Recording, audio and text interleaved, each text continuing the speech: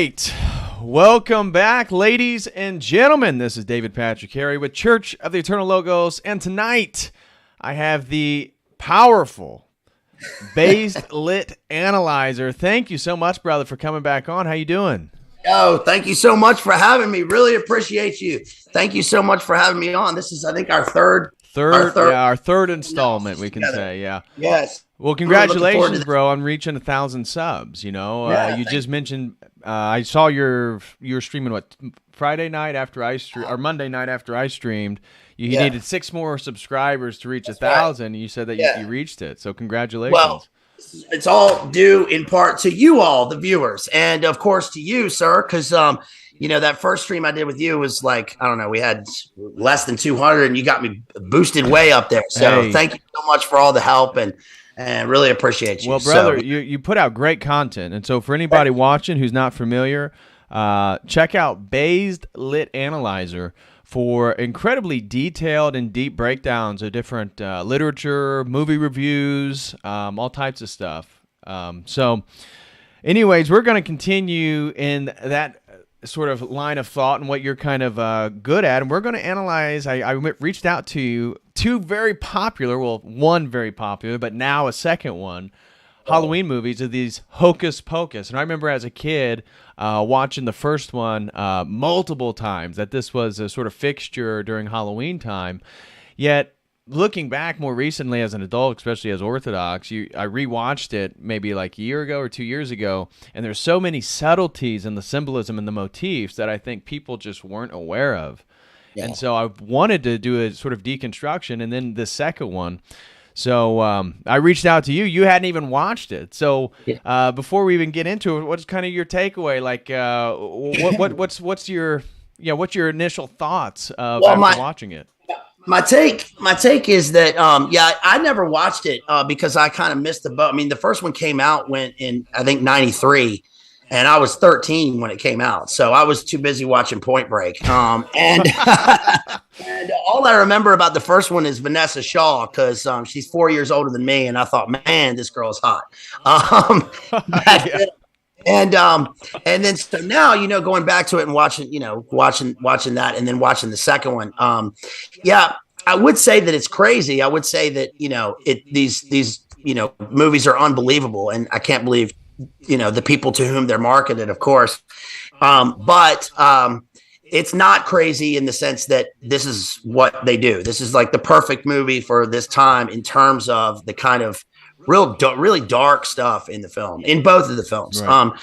And I think that, you know, one thing that's interesting is like the phenomena of how popular the first one has, you know, become over the years, especially recently. And I think it's one of those, you know, it's sort of a created thing. I'm not sure it was, I mean, the film wasn't that popular when it first came out, but it has certainly gained in popularity, I guess, as, you know, girls my age and a little bit younger watch that movie, and now they, you know, reminisce about Hocus Pocus while I reminisce about, you know, Gary Busey in Point Break or something. Right. I was reading in regards to the sort of bust it was in the box office when it first came out. It came out in like July, and it had a lot of negative reviews, but because the Disney Channel, again, this is 1993, so in the 90s you started to get cable and satellite and all, and so because the Disney Channel played this movie annually during Halloween season, it actually became a sort of cult classic. Right. And so now it is a sort of cult favorite, and people watch it every single year. So, well, you made an interesting comment, though, that I think a lot of people watching it, again, who aren't into literature, aren't going to make the sort of connection back to Shakespeare. You want to speak a little bit on how, before we even get into actually Hocus Pocus, set a framework regarding to Shakespeare and Macbeth. You want to dive into that a little bit? Yeah. So, first of all, again, thank you so much for having me on. And I'm down here in the family library, and people, I'm not as vampirical as I look here. I look, it's just the light. It's just the light is off all these old dusty books. All right. I'm a normal person. All right. But anyway, so setting the framework for Hocus Pocus and part 2, whenever you have a film or a work of literature or a play that involves a set of 3 witches, one can't help but automatically go to Macbeth, because Macbeth is the monumental play from which that becomes an archetype. Right. Now that doesn't mean that it invented it, because Shakespeare was taking sources, and especially this was like really popular in the early 17th century, late 16th century, after King James became a king in 1603, and then you had the gunpowder plot a few years later. Right. But so the sort of trope of witchcraft in plays became really popular, but actually there's not a single Shakespearean play that doesn't involve either a mention of witchcraft or the use of witchcraft as a metaphor. Mm-hmm. And so what we have in the film is we have these three witches. There's an old one. They kind of all, I mean, of course, in part two, they're all old. Right. They're all haggard, not in the Tristan Haggard sense. They're haggard witches. Sorry, that was. They're literally hags, is what you're trying to say. Yes, they are literally hags. But in the first one, we have an old, sort of a middle-aged witch, and we have a young witch, which is Sarah Jessica Parker, and that is the setup in Macbeth. And they're called the Weird Sisters, WYRD. Sometimes they're called the Wayard Sisters or the Wayward Sisters. But weird is an Anglo-Saxon Nordic word that means fate, and they sort of are supposed to mirror the Greek tradition of like the three fates. Right. So we have three sisters, and they're not. I don't know if they're actually sisters in Hocus Pocus, but they're sort of tight like they're sisters. The second one, we see a little the prefiguring right at the beginning, right. But we don't see anything with their parents, right? We see Winifred basically a 16-year-old girl taking care of her younger sisters. Yes, and I think they're probably three orphans who are sisters in terms of they're in a sisterhood. Yeah, exactly. It doesn't make it explicit. What is the right. And their bond is in a way tighter than the sort of the normal, familial framework in the society in which they exist, especially in the Puritan world, right. In the sense that their bond, and I'm using that word purposefully because their bond means that they are bonded. They've right. taken a bond. As he says in Macbeth, there's a term where they are introducing Macbeth into, I'm not gonna be able to find it. They are introducing Macbeth into his final selling of his soul within the framework of the play. And that's when they introduce this potion. Everybody knows, double, toil and trouble, fire burn, and cauldron bubble.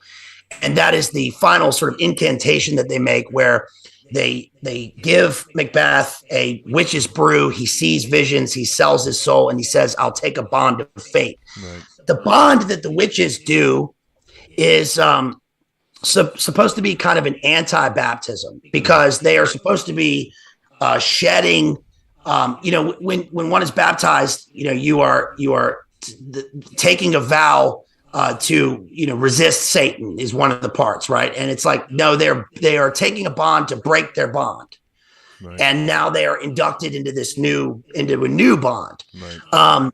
And it's interesting that the cauldron itself also obviously plays a major role in both of the films. Yep. The double toil and trouble is misquoted in the first one. There's a bus driver who says it when the bus, but he misquotes it. But the toil also is meant to be. This is one of the interesting things I think is that the toil is the circle that they make around the cauldron, and so we all know. Like the aspect of like the magic circle, and that plays a role in the plot. Yeah, with the salt. Yep. But what's interesting is that we usually picture like the sorcerer standing inside the magic circle of protection. Right. In fact, there's an engraving in this book from the time, and this is supposed to be John Dee. Right. We've all seen this. And this is the devil right here, and then we have John Dee standing inside the magic circle. But what's interesting in Macbeth is that they are standing inside their own circle of protection. And when they see Macbeth, they say this way the devil comes, right? And they invite him into his circle. The toil is supposed to be the movement that they make as a charm around the cauldron. And what's interesting is that, especially in the second one, we see them as girls making a charm. They're spinning in a circle. And so that's supposed to sort of start off this bond of faith that they're sealing for themselves. Right. And I think that The other major literary element that this obviously takes a lot from is that it's set in 1693. And 1693 is around the year of 1693 is the year that in the play The Crucible that I covered at my channel with Rachel Base Shout out to Rachel Wilson. She's in the chat here. Shout out to Base Homeschool Mom. We love you. We covered The Crucible and how the conclusion that we kind of came to was that the persecution of the witches, they were correct. The town was correct in the sense that they were witches, and that they were led by an historical character named Tituba, who was she was from Barbados. She was a Santeria, a witch from Barbados who introduced them into witchcraft.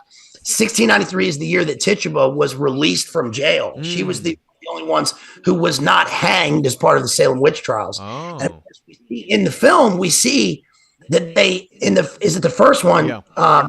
In the first one, they hang the three weird sisters. Yeah, after they successfully sucked the life out of Emily. So the movie begins. Let's just start focusing maybe on the first one. So exactly to your point, we see the first movie begins with a couple young Christian men wearing Christian crosses. Again, sort of early American days, 1693. And he's asking, where's Emily? Have you seen my sister? And then basically they both see that she's being taken to the forest and being led by what appeared to be Sarah Jessica Parker, once you figure it out. So the youngest sister, Sarah, to the woods for a ritual, which again, these witches, so the premise of both 1 and 2, the premise of this movie is that these witches maintain their livelihood by sucking out the essence of a virgin child. And in both of them, they're actually pursuing females, which is really interesting. So it's the girls that are then succumbing to the power of the magic. And in the first one, we see the brothers, the boys, trying to stop this. The first one unsuccessful. He gets turned into a black cat, and his sister's life force gets sucked out. And that's when the townspeople come and hang them. But that's when they cast the spell that when a virgin then relights the black flame candle, they'll be able to reappear and then try again to suck the life force out of a virgin before sunrise on All Hallows Eve. Right. Yeah. There's a bunch of stuff. Even in the introduction to that, there are a few things. That movie from, I guess, 2015, The Witch, is the same setting as this, and the same things happen. It just goes in a different direction, but it still involves witchcraft. I'm gonna have to check that out. What happens about the wilderness? I mean, you were mentioning the wilderness outside of town, and I think that's what's interesting about that is that it's sort of the opposite of the way that, for instance, like in the British Romantic movement, right? This is like tail end of Enlightenment going into the just preceding Victoria, is that their view of the wilderness was as the sort of magisterial vision of God's creation. But in this, the wilderness is a dark and dangerous place outside of the order of the town. Right. And part of that is because they literally don't know what's out in the wilderness. Right. And historically at this time, again, just these settlers, like you had Indians. I mean, imagine being in the East Coast in 1693. I mean, if you were up in Massachusetts, it was a real problem. Of course, down in Virginia, that's the year that College of William and Mary was founded. Okay. All right. Shout out to all the Southerners, huh? Yeah. So of course they're taken into the woods. The other thing is that the black cat. I mean, I'm sure we'll discuss the black cat. There's the obvious imagery of the black cat. But one thing I thought that was interesting was the naming Binks, because there's precedent for that in Shakespeare and Renaissance characterization. Because, for instance, in The Tempest, Caliban, there's the character Caliban who's seen as he's a crazy like half beast, half man dweller of the island where Prospero the magician lives. And they say that his father was, in the play, it says his father was the devil and his mother was named Sycorax. And there's always an X name in a lot of these sort of beast characters, especially ones that are turned into beasts. The other thing is What was the other thing? The black cat, maybe I'll think of it in a second. The wilderness, the black cat, and I'll have to come back to that. Well, we were talking about the sort of the opening of the first one, chasing down the sisters, the brothers, the forest, sucking out the life essence, and then hanging the sisters. Oh, yes, that's it. The hanging. Okay, so this is pretty dark. Okay, all right, people. So look, this is not a children's program. All right, so so warning the affiliates out there. So the black flame of the candle, okay, is described in the film somewhere as being from the grease, as it's called gallows grease. Okay, and the way they describe it in the film is apparently, it's supposed to be like the candle is made from the fat of a hanged man, but that's not actually what it is. The gibbet grease or the gallows grease. All right, this is pretty dark. All right, is that, and this is in Macbeth because there's a line in Macbeth in Act 4, Scene 1, where one of the witches, who is Hecate, who is actually the witch who appears in the second Hocus Pocus, like in the red, she's the Scarlet Woman. That's supposed to be Hecate. It's like the queen of witches. And she says, in Macbeth, she says, pour in sow's blood that hath eaten her 9 pharaoh, grease that sweating from the hangman's gibbet throw into the flame. So what that means is that we all know, like, witches were drawn to battlefields and, the graves of the unbaptized, right, and all this stuff. But the other thing they were drawn to was the gibbet or the gallows, and it's the gibbet grease is essentially when a man was hanged.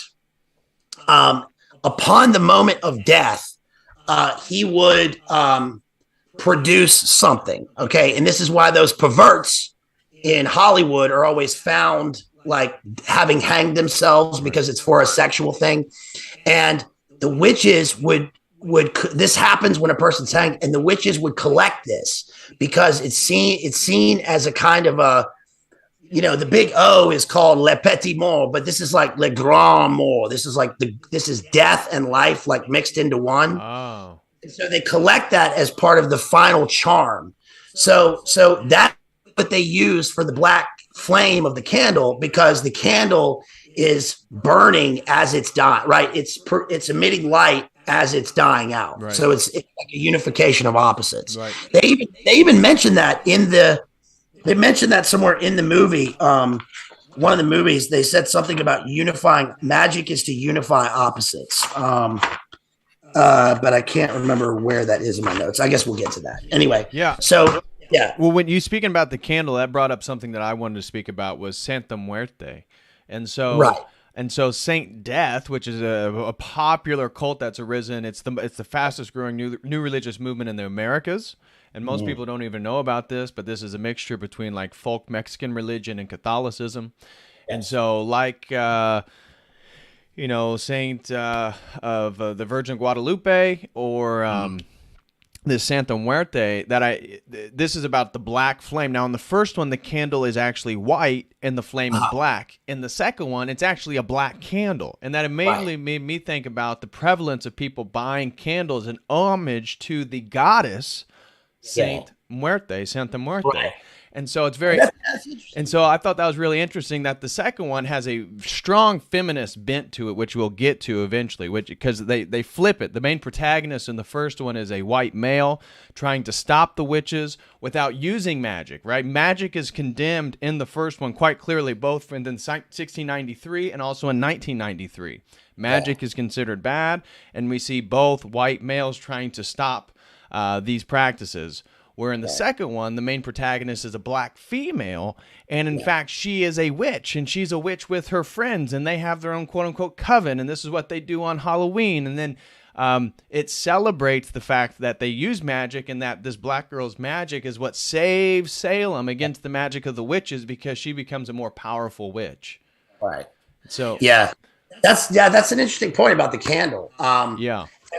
About the consumerism that is driven in the second one. They have this magician, the black magician, who Pun, right, who is it turns out is just hawking hawking goods, and that like everybody's drawn is. It's funny in both of the plays how easily everyone in the play is like totally hypnotized, right? When the stuff goes down, especially in the music scenes. But I guess we'll get to that. Yeah. Well, so here's some of the themes as we begin to move through Hocus Pocus 1. I'll pull up the plot and we'll just move through the actual plot of the movie, and we can get into whatever notes or things you have. But some of the themes that are both in 1 and 2, because there's a lot of differences between 1 and 2. Right. The first one is magical resurrection. So again, the premise of these movies is that the dead can be resurrected through magic, which is, again, a deliberate slight against what Christianity or how it understands the resurrection. There's only one religion that is emphatic about resurrection even being a reality. And so this movie then is about the resurrection of 3 sisters, 3 females, by the use of magic. And so I thought that's an they practice necromancy. They raise the zombie, right? A zombie. Speaking of Santa Muerte and voodoo and Tituba, zombies is a Haitian voodoo word. Which is one of her former lovers. Right. Interesting.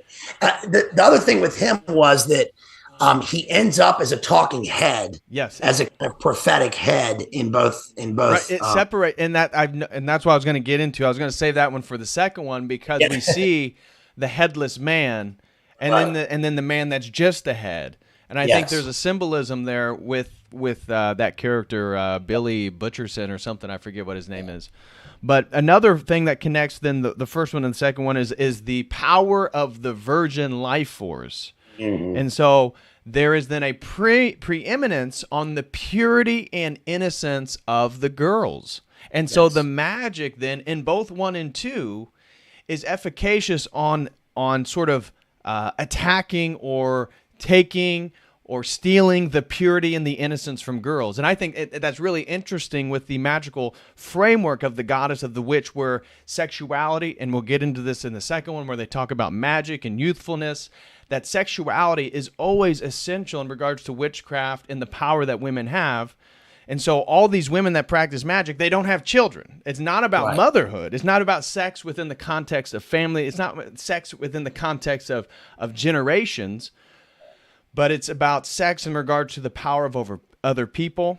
And so virgin life force and the stealing of virgin life force or purity for the efficaciousness of rituals, that is one that connects both of them that I think is really interesting. Yeah, the first one is really disturbing when they have this little GIRL sitting in the chair, like in their hovel, right? And they have the cauldron in front of her. And I think that, okay, if I was to look at this from, let's say I'm looking at this from a normie perspective, right? And I say, okay, but this whole thing about, like, for instance, Arduino, I don't want to say the word on here, but Arduino quome, right? And drinking the life essence from a certain gland. They don't show that, right? And they're not drinking blood. Well, what they are doing is not any better, because what she's doing is she's breathing in. She like breathes in, right? She's this inspiration. This is like an inversion of Adam being inspired by the breath of God. Well, who's the character in Mortal Kombat, like Shang Tsung or something, that sucks the soul out of the enemies? That's his fatality, right? He literally sucks through his breath. He sucks the soul out. Yes, and it's disturbing because it's this little girl. She's dressed in white, and she breathes in her life, her energy, her essence, her soul, I guess. And then of course it's blatant. That's what they're doing. Like, oh, now they're young again. Right now they can live forever, and they're still haggard. Right. But and they talk about in the first one when she sucks the life force out of the first girl, she says, "Oh, now I'm going to collect and steal, the life from all the kids in Salem, and I'll live forever." Right. Yes, and I think that it's easy to overlook, also, especially in the first one, that each of the witches has like kind of a role. They have a thing, right? Bette Midler's thing is, she's the leader or whatever, and she has all the powers. SJP, her role is that she is a pervert. Right. She's like always trying to seduce the teen. She's always nipping at them when they're in the cage. Yep. She's always dancing. But the worst is the other one. What's her character's name? Is Mary. Mary. Yeah, and Winifred, Sarah, and Mary. Yeah, she's the worst one because her thing is kids. She's always trying to find them so she can eat them. Mm-hmm. That's what she makes jokes about it throughout both movies. And there's a couple of things. I also noticed that, I don't know if this is purposeful, but the way that both movies begin, you have the same thing that Kubrick does in The Shining, which is we start off, the viewpoint is that we're kind of hovering over the wilderness. Yes. And that we see the town and we kind of go into. In a way, we're flying on a broomstick. We're flying on a broomstick, or we are like a spirit of the air. Yeah, we're bodiless. And the first one, what I noticed was, I'm probably reading too much into this, but when the spirit drops down onto the ground, or when our perspective drops onto the ground, the first thing that happens is a horse whinnies, a horse neighs. It notices that there's an energetic disturbance. That's right. There's an energetic disturbance. The horse makes a noise. She whinnies, just like we have this. The next person that we see is this character, Winifred. And that there is the idea of familiar spirits, like throughout both movies. I mean, we have animals. In the second one, we have a raven flying in, and the raven, I'll get to that later, but the raven will tie in with Lady Macbeth and the idea of a familiar spirit. But throughout both movies, the characters are always kind of doing their thing. But what's disturbing, I think, is that other actress. And just as a kind of byline, that actress, the one who plays Mary, I don't know if her breakout role, but she was famous in the movie Sister Act, right, where she played a nun. And she's famous because she is an abortion activist. You can say that word for anybody who's new, may not know what you're saying. Yeah, she's an abortion abortion activist. I don't even want to say it. I know, I love it, dude. Yeah, and that's what you're mentioning privately that I wasn't aware of. Yes. When you start looking at, the actresses, and they all have a sort of relationship to what I would say activities that would be related to this. As you said, who plays Mary is abortion. Bette Midler has talked about witchcraft and an open feminist, and then Sarah Jessica Parker, Sex and the City, all about the sort of modern woman. Yes, and anybody who sees this and goes, no, but they're actors and they're playing a role. Okay, but that's true. Right. Okay, they're actors playing a role.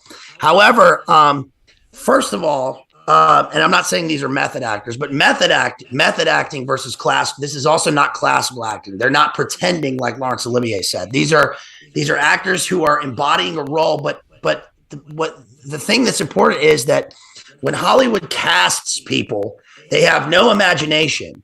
They don't pick people that they go, oh, this would be great to have. She could play an old hag. They go, oh, you are in, for part two. I mean, for part one, she was already Sarah Jessica Parker, but it's like, oh, if you're casting Sex and the City, it's like, oh, you played the pervert, young, horny witch. Right. So now we can put you in Sex and the City, right? It's the same thing. Right. The same thing for the Mary character. She does this in real life.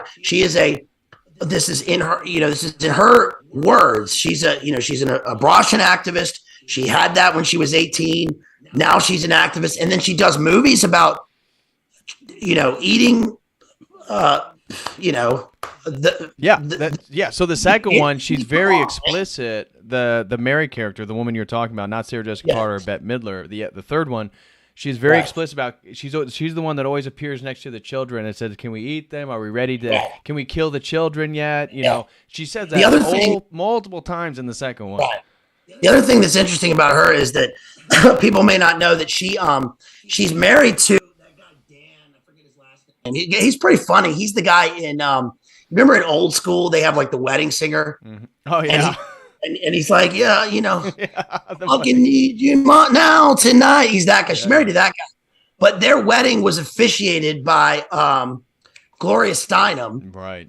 And Gloria Steinem, we discussed Gloria Steinem in a stream not too long ago. Gloria Steinem was married to, he's dead now, but she was married to David Bale, Christian Bale's dad, who an environmental hedge fund activist guy, and their wedding was officiated by a Cherokee shaman. So, you know, so I don't know. Art reflecting reality.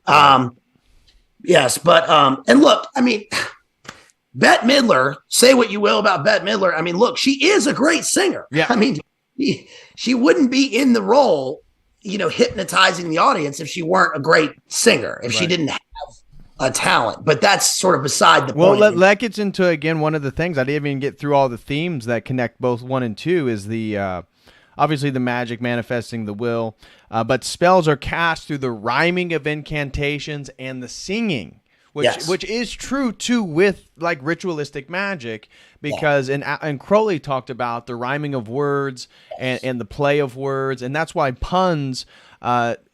There's something very unique about puns and wordplay. It's not just Shakespeare. It's not just magic. You can find this across cultures. You can find people that were good at words and playing off words and symbols. This was always considered a sort of sophistication amongst people, whether they're literate or not, because of it drawed connections in people's mind. Well, that part of because one of the first things that occurs in Genesis is God names the day, and night, and speaks it into existence, right? Right. The naming the animals. Words are important. Words have meaning. And in Macbeth, there's a part in this book where it talks about the King James. Actually, you know, I guess we've discussed this in the Macbeth stream, but King James himself wrote that book in 1547 called Demonology. Yep. And it's because he was being part of it is because he was being plotted against by various people. This is when like the height of John Dee and all these people, who was an agent for Queen Elizabeth before him. Yep. But one of the things he says in his book is that it reveals that the ignorant initiate into magic has to learn the wording of the spells, because the unintentional misuse of language can cause the spell to go awry. Right. And that's why in Macbeth itself, I mean, the spells, people think that the spell itself that is used in Macbeth is a real spell, or at least the language of it was used in a real spell. But the reason that in Macbeth the spell is used is because, you know, it's double, double, toil and trouble, fire burn and cauldron bubble, fillet of a fenny snake in the cauldron boil and bake. We have an inversion of normal order of things, because in the universe is sort of symbolized and structured in Shakespeare or in Elizabethan language through iambic pentameter. It's iambic. It's unstressed. All the syllables are unstressed, stressed. There's a down, up, down, up, down, up, you know, just like a wave or the tides or gravity or whatever. But the witches always speak in the reverse. They always speak in a trochaic rhythm. So they start off with something punctual, and then it's up, down, up, down, up, down. They do the same thing in the play or in the films, in Hocus Pocus. Yep. All of their ingredients in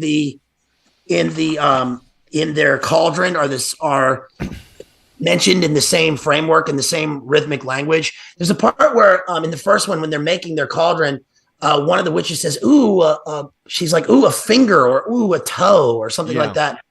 And that's from Macbeth. It's from, it says, let's see, it says, nose of Turk and Tartar's lips, let's see, finger of a birth strangled babe, ditch delivered by a drab. So in other words, there are human body parts it's not only the human body parts in the cauldron, but it's how they were found, how they were achieved, cut off, and the method by which they do it. Like, for instance, in a full moon's eclipse or whatever. Right. And they took that straight into the film.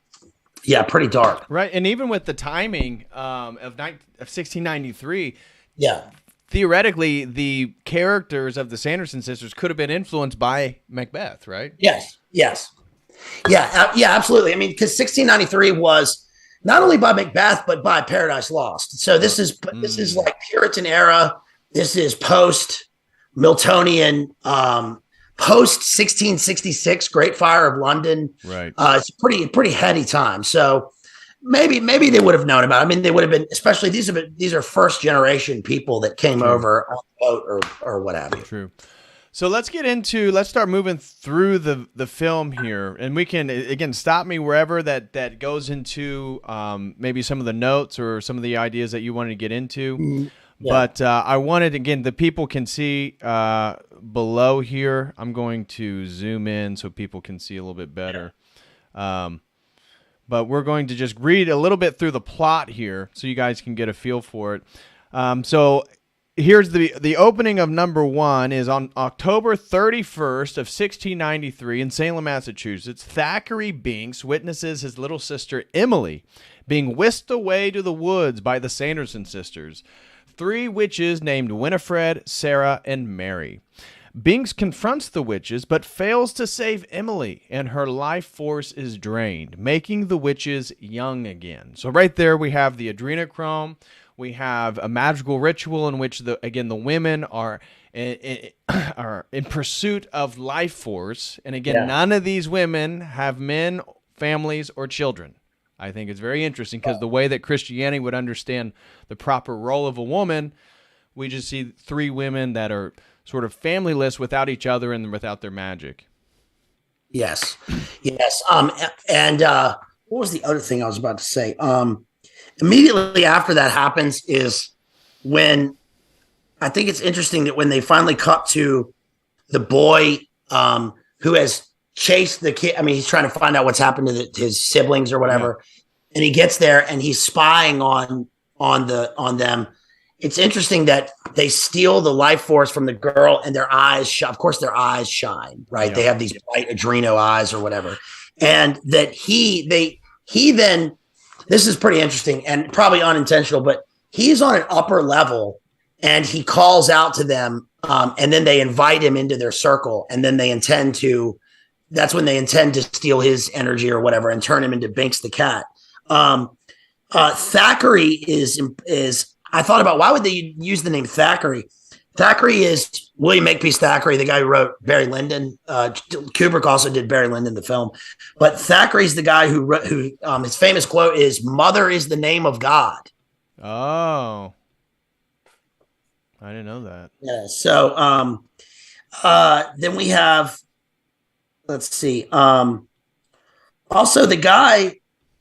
Oh, yeah. So then we cut to the present day. I'll let you talk about when they. Well, yeah. So then right after that, Binks is transformed into a black cat by the witches, cursed to live forever with his guilt for not saving Emily.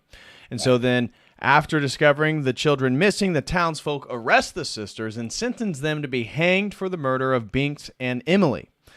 Before their execution, Winifred cast a curse that will resurrect the sisters during a full moon on All Hallows Eve. If a virgin lights the black flame candle in their cottage, Binks decides to guard the cottage so no one can bring the witches back to life. And that's basically the first 15 minutes of the movie.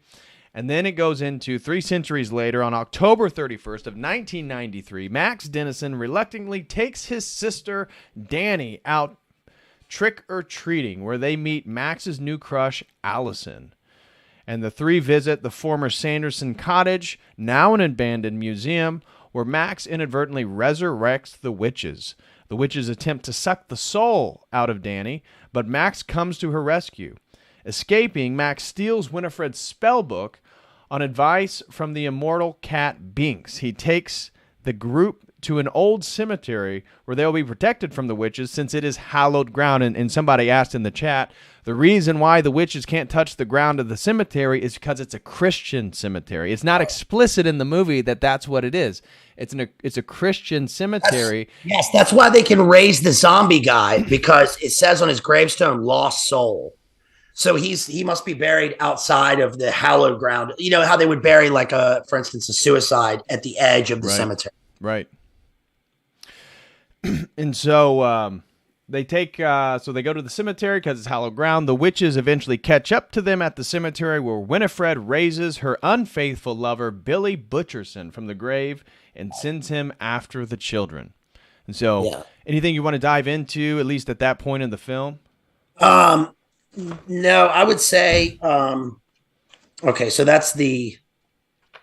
Is that the?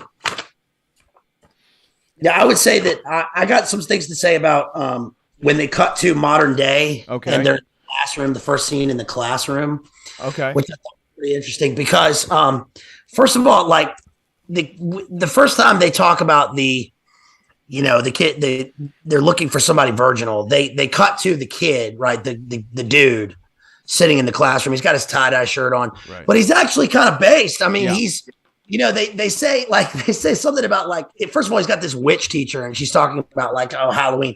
And he says, listen, man, he literally says, listen, man, Halloween, like you're talking about, was invented by the candy corporations to sell product. It's a conspiracy. And I was like, damn, this kid's pretty cool for like a, for a 13-year-old. And then what happens is the girl, I'm just going to call her Domino because Vanessa Shaw, the love interest, his love interest, she's the female protagonist, I guess, of the Good People. She, I'm sure a lot of people know this watching, but she went on to play the character Domino in Kubrick's Eyes Wide Shut. And I think that's just, I know I'm probably reading a lot into this, but it is pretty revelatory in the sense that the entire Eyes Wide Shut plot hinges on Domino. She's the character who, at the beginning of Eyes Wide Shut, right, Tom Coombe has to go upstairs because Ziegler, Anton LaVey Ziegler, the elite guy at the top of the pyramid, has this girl in his bathroom. She's OD'd on a speedball, and he revives her. And then the next thing we see is that she has died, and we know watching the movie that they killed her, right? And also that was used to blackmail Tom Coombe into like his role in gang stalking that occurs in the rest of the movie. But I thought that was really interesting because it's only 6 years after this. But when we see what happens is he goes up to her, or no, she says, no, actually Halloween was about All Hallows Eve. She doesn't mention, I thought watching it the first time that she was going to mention Samhain and something about, paganism, but she actually didn't. She just talked about All Hallows Eve. But then he stands up in the classroom and he goes over and he's like, here's my number, babe. And I thought like, damn, this kid's kind of a Chad for being like from California. He's from out of town. He's already going to be unliked, but at least he's got backbone. He's got character. He gave the girl his number. He's not totally an incel or whatever. And then we see him outside and he's on his little mountain bike. And of course she's in red. She's like got a red cape on. Right. She's like the Scarlet Woman. She's a Little Red Riding Hood. She's got a red hood on. They say, yeah, let's hook up later. And then we see him like, he's pretty cool for like, he's a teenager in the 90s. He's doing what I was doing. Yeah, he had new Nikes on. That was big. 1993 to have Nikes with the air pack on the back. He's got a mountain bike with like a little extra handle on it. He's doing like sweet tricks in the woods, he's like riding the trails. What else are you going to be doing? Right. So, and then he comes upon the graveyard and he meets the two hobgoblins, these two like freaking, one of them's name is Jay and the other one's name is Ice. Right. And one's got a leather jacket on and these kids think they're cool, but they're the truant kids. Like, and one of them's got this weird hat on or whatever. And they obviously, they are sort of unintentional servants of the witches. And their role kind of shows you that by unintentionally serving the same sort of master, they find no favoritism. They end up in cages. Yeah. Right. Inside their coven. Right. And that's true for even the second one, the black wizard, the black magician, black magic. We'll get into that here in a little bit. But even he's casted away after helping them for the entire movie. Get to where they wanted to go. And so, you see then, even within the movie, it shows that the males that participate in the magical activity of the witches are always casted away or succumb to the same fate that they helped them for other people. Right, exactly. Yeah, it's like Banquo says in Macbeth, oftentimes the instruments of darkness win us with honest trifles only to betray us in deepest consequence. In other words, they win you with little, temporary dainties, temporary riches, whatever it is. But the bond is, even the unintentional bond is, you will be betrayed in the end. Right. And I've always said that's the nature of evil. Like the hierarchy is not about a hierarchy of competence, but a hierarchy of like desire. And so everybody's willing to backstab the person in front of them to move up the hierarchy, of which Satan is all obviously at the top of, and that's what maintains his structure. It's the hedonistic desire for the next thing maintains the structure of people essentially working for him. Right. Even, I was actually surprised in the second one that they didn't show a shot of, the Satanic Temple. That Satanic Temple is located in Salem. That's where that guy Julian Graves lives, right? And their whole thing, they claim to be, non-theistic Satanists or whatever, but their whole thing is like service to the self. Right. Yes. So in other words, explicit. Yes, explicit. So in other words, don't lift up your friends. If you're lifted up, don't lift them up with you. Their thing is, step on the faces of the people who are lifting you up if it means that you will be raised up and it's all about you. Right. So, I kind of expected him to see him as like an extra in the film or something. It wouldn't be surprised. Right. Well, moving on to the next section there. Well, actually, there was one thing I wanted to say. So the spell book, I think, is really interesting because it's the only quote-unquote sacred text.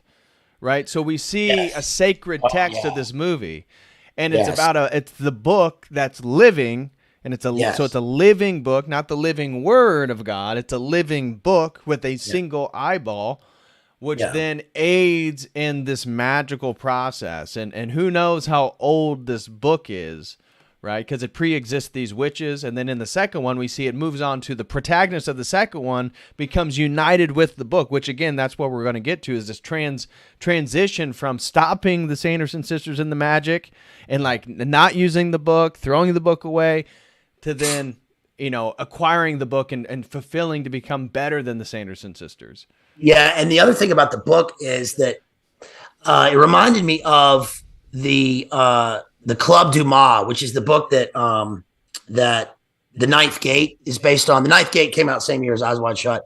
And one of the things that Boris Balkan talks about is that like these books, the 9 books, The Kingdom of Shadows, these books are like, they're bound in human skin. The leather, which this book, they mention that. It looks like human skin, yeah. Yeah, they say it's human skin, and it's got the one eye. It's got the Illuminate confirmed one eye on it inside the lock, right? And not only that, but it's like you said, it's a living eye. Right. The other thing was that when they go, you mentioned that the teen kid like goes and he finds the girl and they go trick or treating together. Mm-hmm. When they he's trick or treating with his sister, who's played by Thora Birch. Right. Thora Birch, I know you guys watching this probably know that. Thora Birch she's 2 years younger than me, and she's the little girl in she's the daughter of Harrison Ford in Patriot Games and Clear and Present Danger. Give me back my family. Where's my family? She's also the girl in American Beauty, right? She's like the main girl in that movie, American Beauty, with the plastic bag floating. But she's got backbone. And when her brother gets bullied by this gang of hobgoblins, she's like, my brother's going to kick your ass. And then she yells at her brother for not beating them up. But she's right. Why didn't you punch the guy? But she'll play a role later on. But when they go into the house, they find a spooky house and they go inside and they're getting candy. And then above them, I thought this tied in with this book that I'm reading, because above them, up on the second level, they hear a voice and they turn around and it's Domino, the girl that he likes. And she's in an Eyes Wide Shut masked ball. Yeah, it's like a Victorian gown or something. Yes. And she's up there. And I thought that was interesting because in the original staging of Macbeth, in 1603, early 1600s, in the original staging, the Globe Theater only has 2 entrances and exits. They're on the stage on the sides. Mm-hmm. So what they did was when they had the witch scene, because at the beginning of Macbeth, the 3 weird sisters come in from different directions. So you can't have that if you only have 2, because there are 3 women. So they had one come in the side, another come in the side, and Hecate comes in the gallery above where the people would sit. So she's above the audience. And that's the same thing that happens when this girl walks in. And of course we'd seen her as the Scarlet Woman. And I think that the Weird Sisters are trying to take her or the boy, right? They're trying to take someone into their coven. And it turns out that Vanessa Domino ends up being like, she stands by her man in the movie, which I thought was pretty cool. Right. You know, they go in, they look for the salt they're going to do. She did, by the way, she did the worst job. The first time she was spreading the salt. Yeah, the salt. And she's like, you know, flinging it like, nah, girl, like make us, if you're going to do that, make women, right? Yeah, she's flinging it all over. Anyway. Well, you know, speaking of that, you know, during that whole trick-or-treating scene, the Sanderson sisters encounter their leader, right? Yes. And so all of a sudden they're trick-or-treating and they see, or they aren't trick-or-treating, they're out and about where other people are trick-or-treating, and they see a man dressed up like the devil, Satan, and they think that is him. So they come up and they kissing him and like worshiping him, and of course, he's sort of a beta male that's led by his like nonchalant New York wife or something, or I guess Boston. Yes. She kind of have a Boston accent, right?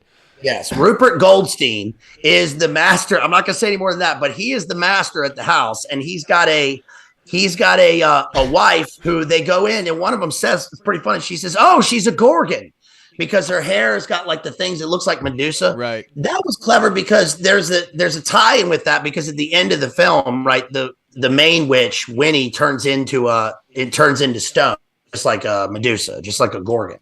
So I thought that was interesting. But yeah, this guy's like some kind of swinger, some kind of beta weird swinger. Like he's like, "Come on in, old ladies." I know, yeah. He's like a swinger. I'm having a Halloween party here with my wife in rollers. Come on in. Yeah. Right. Yeah, he's the only one partying, clearly. Yeah. Also, the kids, they go up. You remember the scene where they go up to the cop outside, and they're like, there's these ladies chasing us, and they said they're going to steal our life essence. And the cop, and then of course Thora Birch says like, "Oh, my brother's a virgin," and I thought, man, stop using this as a plot. Like they say it way too many times. It's weird because it's supposed to be like a little kids movie, and they say it way too many times. But then the cop like takes him aside and he's like, "Is that true?" And you're like, "What? What is this?" And then they run off. And then this hoe lady comes out of the bar or whatever. And she's like, "What were they doing?" And he's like, "I don't know. They thought I was a cop." And it's like, this is a weird, because he's got like a cop's like, motorcycle, and he's in like a cop uniform. So I guess that's his costume. But then like the hoe lady is like clearly like not in costume. She's just that's what she already is. Right. I thought that was weird. Yeah. Weird. Well, you see in the second one too, at the beginning of the second one, the black magician, the black man who's the wizard magician who then owns and runs the Sandersons' old, coven house. Yeah. One of the boys, because he's talking about the black candle, it moves from the black flame candle, which now becomes a black candle instead of a white candle. But says it has to be lit by a virgin, and there's a little white boy in the front that says, "What's a virgin?" And then, right. Which hints at, right, like this is for children, and then it actually shows a child, and what is a child supposed to know what a virgin is? And what does he say? He says like somebody who's never lit a candle. Yeah, he's like, it's somebody who's never lit a candle. Right. Oh, somebody in the chat says that was Penny and Gary Marshall. I didn't realize that. That's pretty cool. That the directors, they're the beta Gorgon couple. Or whatever. Oh, okay. That's pretty cool. Thank you. Shouts out to Penny out there too. Yes. Yeah. Look, I'm going to plug COTEL here. You guys send in your super chats to our boy here. All right. To COTEL. He's doing some hard work and having this guy. Hey, I appreciate it.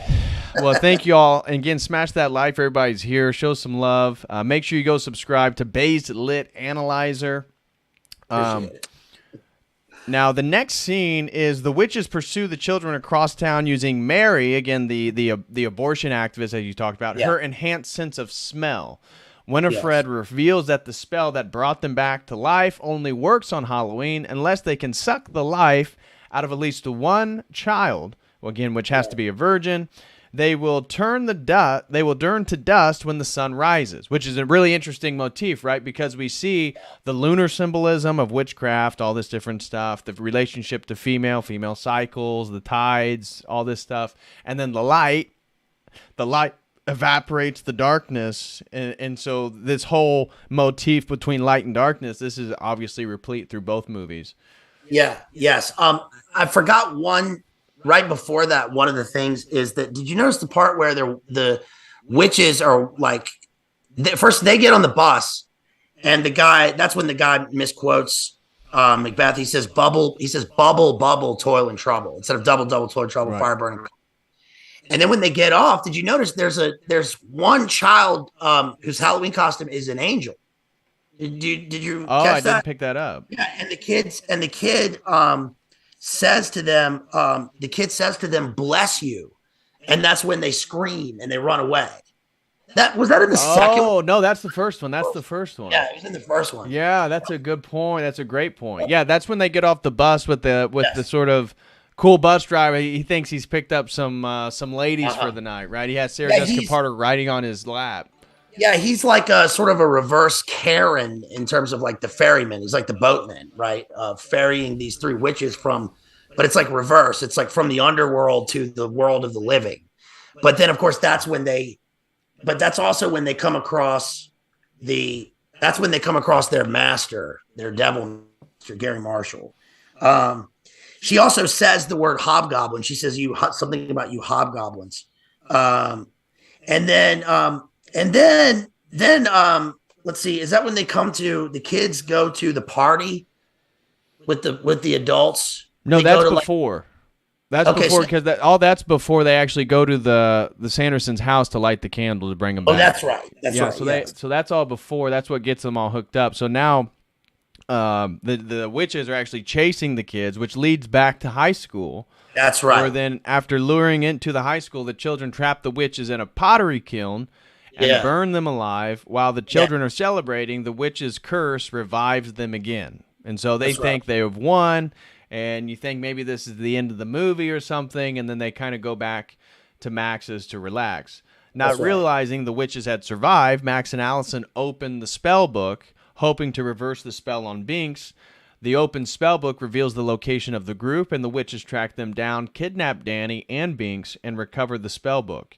Sarah uses her singing, again, a motif present in both of them, that the witches use singing and songs to lure people, lure children, and trap them and trance them, under their magical spells, to the Sanderson cottage. Max and Allison free Danny and Binks by tricking the witches into believing that sunrise was an hour early. Thinking that they are done for, the witches panic and pass out, allowing Max, Danny, Allison, and Binks to escape. That's right. Yeah. The lights on those 93 Ford Explorers were pretty bad, pretty badass. Yeah, well, they had their brights on for sure. Yeah. They had the high beams going. Yeah. The Ford Explorer was premiered with right before that with Jurassic Park. That was the premiere of the Ford Explorer. I remember that because my first date ever was I was in sixth grade and I went to Jurassic Park. Wow. And of course, I noticed the Ford Explorer when I'm watching the movie.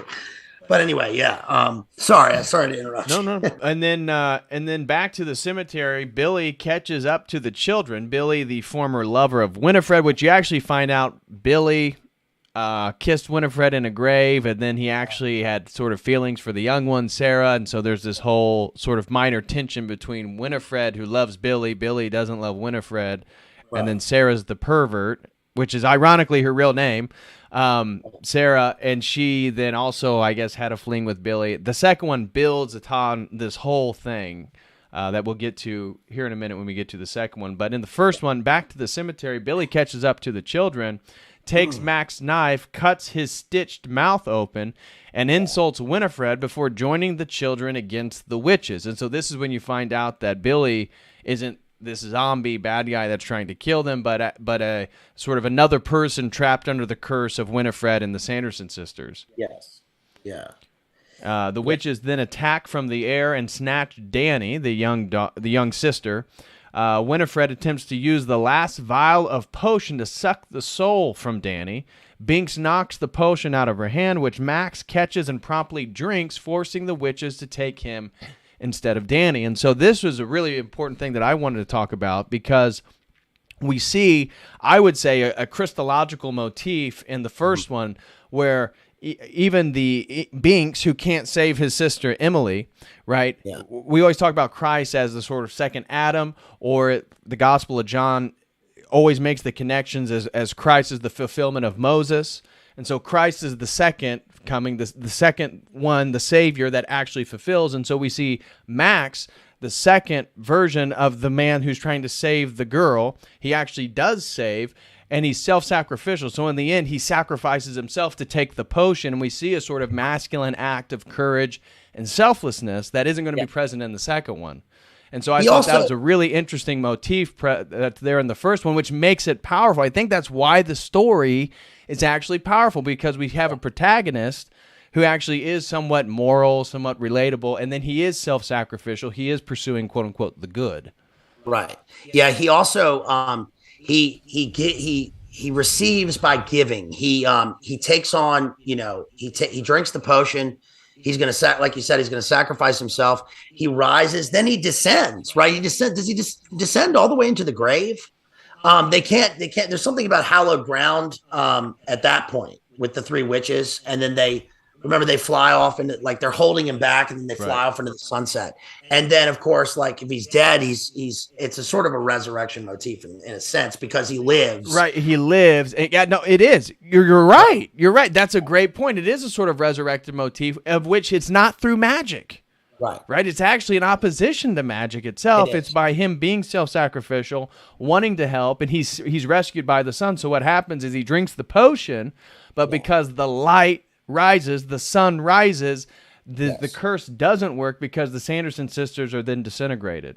Yes. And so I think that is a perfect motif, because it's the light that resurrects, in a sense, Max, who is a selfless character and trying to stop the magic, which again is perniciously going after the kids. Right. And we also have, obviously, in both films, we have, the witches themselves are supposed to be a mirror. They're supposed to be a sort of an anti-Trinity, in the sense that there are three. That's why there are three. The three fake weird and sisters. It's a materialization. They're physical threes, and they're females, and they're magical. So it's a subtle inversion of the Trinity. But then also in both films, we have their mirror in the three protagonists. In the first one, we have the three protagonists together the whole time, right? The little girl, the boy, and Domino. Right. And then in the second one, we get the two girls who, like, it's sort of a side plot. It's like the two girls are together, and that, they've got this bitchy friend who, oh my God, she's got a boyfriend. Right. He's too cool for us now. And the friend's like, you guys are having sleepovers. Like, you still do that? Like, and it's like, yeah, bro. We do magic, right? Their whole thing is she doesn't practice magic with us anymore. Right. And then, of course, she gets back together with them at the end, completing their little, their triad. But the other thing with triads is that I wonder, I'm just sort of speculating or throwing this out there, but there's that thing about the devil's, is it called the devil's triad? It's the musical notes. The musicians in the chat will know this, but like, they claim Led Zeppelin did this. Paganini, the violinist, who sold his soul, was known for this. And I think that's the intonation that that SJP is using in her song, in her lullaby, in her songs. It's that three note. It's like a dissonant, an off-key dissonant note that she's. Yeah, it's called the devil's tritone. Tritone, that's it. The devil's tritone. I think that SJP's lullaby song, her siren song that she uses to bring the children to her, is that. Ooh. because it's off key. It's sort of an anti-tone, atonal song, and it's certainly an incantation, a siren song. Right.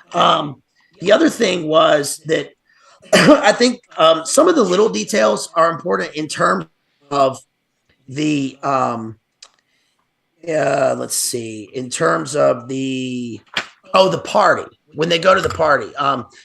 So like, people will say that, oh no, it's just like, oh no, there's just people in the background. It's just their background characters or whatever. But like, okay, just the practical reality is when you're making a film and you have an art director and you have a cinematographer and you have a costume designer and you have people that control every aspect of a film, everything is intentional and thought about. Everything. Now, things obviously are mistakes and things slip by, but like for instance, if we take Kubrick, you think that the costumes and the masks at the mask ball and Oswald shot are just by accident? No, every single thing is purposeful and holds us. I mean, there's symbolism for a reason. They have a set designer. There's symbolism in the film. Things stand for other things. And in this film, I thought it was interesting, like when they came to the party scene where the parents were and what the people in the background were wearing, because there were characters in it that are, if they're not intentionally supposed to be, then in the same way that Eyes Wide Shut has characters that are based on that picture of the Rothschild party. Remember the Rothschild surrealist party in the 60s? Yes, with all the same headsets. Hey, keep going. Yes. I'm just going to turn this heater off. It's burning me. Yeah, the people. Oh, he's got a heater on. Dang. Listen, we got the AC on down here, y'all. We need the AC on all night. It's hot down here. No, but in the party scene in this, in the background, so the kids go in, and of course, the dad is Dracula. He makes that great like dad joke. He's like, "I'm Dadcula," which I thought was pretty cool, but whatever. Certainly he's a stronger male character. At least he's out with his wife and they're having a good time and he's looking. And when they mention Thora Birch, the little girl, he's like, where is she? Where is she? We'll go find her. And they're like, no, she's all right. So at least he cares, right? The mom, of course, they ask her who she is and she's dressed like Madonna, right? From Vogue. But some of the background characters were cool, were crazy because when they walk into the party, there was a Mad Hatter when they walk in. So it's like they're going down the rabbit hole. There's the Mad Hatter standing by the door. There was also a number. Oh, the girl is dancing with a lizard person. There's a dancing alligator right next to her. And then the band was like the band is like a skeleton swing band. People don't remember this, but like swing bands were really popular in the 90s for some reason. Remember they had those like Gap commercials and everything. And like, and they had the skeleton swing band. There was an Elvis at the party in the background. There was a fat Elvis, a Felvis dancing. And there was also a pig woman. Oh, yeah. Yep. The woman with the Rothschild pig woman satyr mask in the background.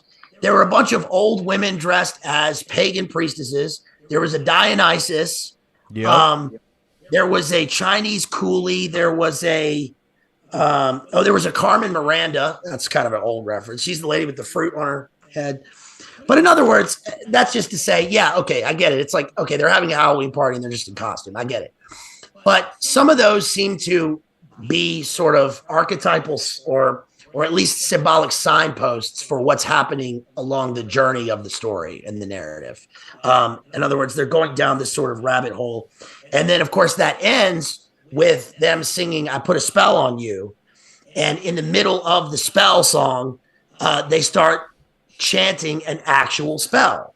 And the people at the party are hypnotized and they start doing a sort of a Michael Jackson Thriller-esque, dance moves all in unison. Right. And here's the interesting thing. What does the spell do? It hypnotizes the adults so that they can lure the children.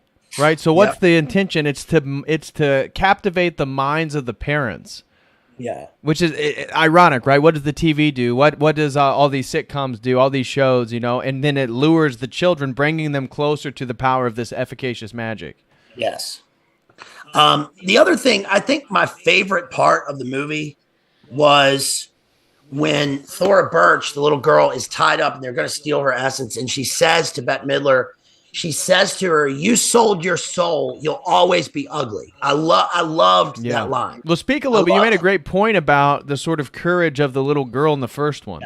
Yes. Yeah. The little girl is interesting because she's wiser and has a higher vocabulary than the other characters. Yeah. And yet she is still a little girl. Like she wants her brother to protect her. She sort of like tries to push her brother into the role that he's supposed to fulfill. But at the same time, she has the kind of bravery of innocence. Right. But it's weird because it's like a bravery of wisdom beyond what she should have. Right. But it's also the bravery of a kind of a state of innocence. Right. She hasn't been. Well, and that's what it's that purity, which again, Yes. I think a Christian theological understanding of female purity and how purity brings one closer to Christ. Christ makes a point that the children are closest to him, and this is where in Western Christianity they came up with the age of reason and all this stuff to sort of categorize, well, you transgress, the age of 7 or whatnot, now you can go to hell because at one point, you're not rationally capable of making this sort of eternal decision in regards to the commitment to Christ, and therefore you've maintained your innocence and your purity, and would be assuming that Danny is probably somewhere around that age. But certainly we know that she's going to be a virgin and that she's a good-hearted little girl that cares about her brother. She loves her brother. She loves her family. And so there's a real sense of purity and innocence there. Yeah, there's a scene where she gets angry with him, after after the whole confrontation with the little demon dudes or whatever, where she kind of like walks off and she kind of collapses melodramatically into like a haystack or something like that. And he comes along and he apologizes to her and he says like, why are you upset? And she's like, because, I wanted you to stand up for me, more. I wanted you to be my brother. And then he apologizes to her. And I loved the fact that she gives a little rib. She calls him jerk face or something, but she smiles. And then they make a joke and he says, I'll always be your brother. And like, that's it. And I love that. The reason I love that is because there wasn't any griping. There wasn't any like, she didn't have the jaded attitude of like someone who's been beaten down by life. She was like, okay, I believe you. She believes him. She believes that he's going to take care of her. And then she's right. She's vindicated in the end because he does. He sacrifices himself for her. I thought that was a positive message. Right. No, I think that's a great point. And like you said, she tells him when the bullies come, you should have punched him in the face. And he sort of kowtowed. And they are bigger than him, and he's the new kid and they're picking on him. But it's his little sister that like forces him to be a man. Or, she's talking about Allison's boobs and all this stuff and getting him, well, why don't you ask her out? Well, why don't you ask her? Why don't you do, X, Y, Z? And so in a way, Danny's like continually pushing Max to be a man. Right. Yeah, I thought that was pretty cool. Even with the bullies, I mean, it's like, he probably should have, oh, here comes Hollywood. What's that? You say, bam, just, busted him in his head or whatever. That would have showed some dominance. But at the same time, it's like, he wasn't like, oh, take our candy. I mean, he did actually offer the candy at the end, but it was kind of a trade-off, get out of here. I'm with my sister and, we've got all this stuff going on. But he wasn't a total beta, but in the end, he was, Yeah, and he was very upset again, taking Danny out. Like he didn't want to be seen with her. I don't know if I was high school, I would care that much. I probably wouldn't trick or treat, be like, okay, I got to take my little sister. He didn't want to do anything anyways. He was going to sit at home. So, right. Yeah. I don't know. But I don't know. It was the 90s. Yeah. Anyways, finishing up on that one, on the first one. So the sun starts to rise as Winifred is about to finish draining Max's life force. In the ensuing struggle, Allison, Danny, and Billy fend off Mary and Sarah. Max and Winifred, struggling in the air, fall onto the hollowed ground in the cemetery, causing Winifred to turn into stone. Why? Because she's not allowed to touch hallowed ground. Ground that's been sanctified. Again, this doesn't say the church or Christianity specifically, but obviously that's what it's insinuating. Yeah. And so she turns to stone. As the sun finished rising above the horizon, Mary and Sarah are disintegrated into dust along with Winifred's stone body. The witch's deaths break Binks's curse, allowing him to finally die and freeing his soul, reuniting him with Emily as they both head off into the afterlife while Billy returns to his grave to sleep. As the film closes, Winifred's spellbook opens its eye once more, revealing that it's still alive, indicating that the witches could possibly return again someday. And of course they do, and that's where we'll be getting into Hocus Pocus 2. Yes. All right. So, you want to finish up then all comments regarding the first one? Yes. I got nothing else for the first one. Okay. I think the other, there were little details like the Wicked Witch toes. There was a scene where they zoomed in on Bette Midler's toes, and she had the Wicked Witch toes. Yeah. Which obviously, Wicked itself comes from something wicked this way comes from Macbeth. I'll talk about the second one in terms of the storms. Okay, so before we get into the second one, in regards to going through the plot here, like I want to, I have a handful of points that I want to say are sort of unique to the second one. So we've just laid out for the audience. Some people haven't apparently seen either one. Looks like some people have already seen both of them. Some people have seen the first one, not the second one. So the second one, for those of you who don't know, just came out. And this is a 2022 film on Disney+. It just came out September 30th. So I do not have a Disney Plus account. Don't ask me how I'm able to see this movie. That is neither here nor there. Got it from the Pirate Channel. All right. I should say I own a VPN service. So the second one has a totally different bent than this first one. Again, this is 1993. This is 2022. I guess it would have been better if they waited till 2023. Then they could have had the 1693, 1993, 2023, but they didn't. Anyways, 2022 movie. And some of the unique things about this one, as I said, magic in the second one explicitly equals female empowerment. And so from the get-go, whether it be the opening scene where Winifred, Mary, and Sarah, now it shows them back in this early 1600s when they're just little girls. And as we mentioned earlier, it doesn't, again, that says Sanderson sisters, so they have the same name. Were they adopted? Are they like genetically, sisters? We don't really know. It's a bit ambiguous, but they all have the same name, Sanderson sisters, and it's showing them as little girls. And what does it do? It depicts all the people who are Christian as backwards, as kind of ignorant, and it talks about the women. Oh, you shouldn't speak to men that way, and it shows the women, and they're fat and they're ugly, and they're again telling these girls they need to be submissive to, again, basically Christianity, the church, societal norms. And so they flee to the forbidden forest, which again is appropriate for, again, their activities, right? So they're fleeing Christian society where they're sort of perniciously wanting these girls, or maybe it's not perniciously, but at least in their minds, trying to accommodate to the societal norms, which they don't want to do. Because Winifred wants to, the scene starts as they're going to say who Winifred's going to marry, right? Say, hey, Winifred, you're going to marry this boy. And she doesn't want to marry that boy. She wants to marry Billy Butcherson, who we know from the first one, again, was this lover who then had a relationship with her sister Sarah. And so Winifred says, no, I want to be with Billy. And then she tells everybody that her and Billy shared a kiss in the graveyard. Again, indicative of Billy's in the graveyard every time we see Billy, right? So, and this is where they shared this kiss where Winifred falls in love with him and whatnot. Well, these girls then flee this chaos into the forbidden forest because that's where dark magical things happen. And so it's these dark magical practices that literally separate them from society, right? It literally begins to demonstrate the sort of the differences of sacred space, right? Which is present. Oh, we can't go there. Sarah Jessica Parker mentions that. They talk about sacred space. And he goes, oh my gosh, we can't go there. And then she slaps her and says, no, our sacred space, meaning, again, the forbidden forest. Yes.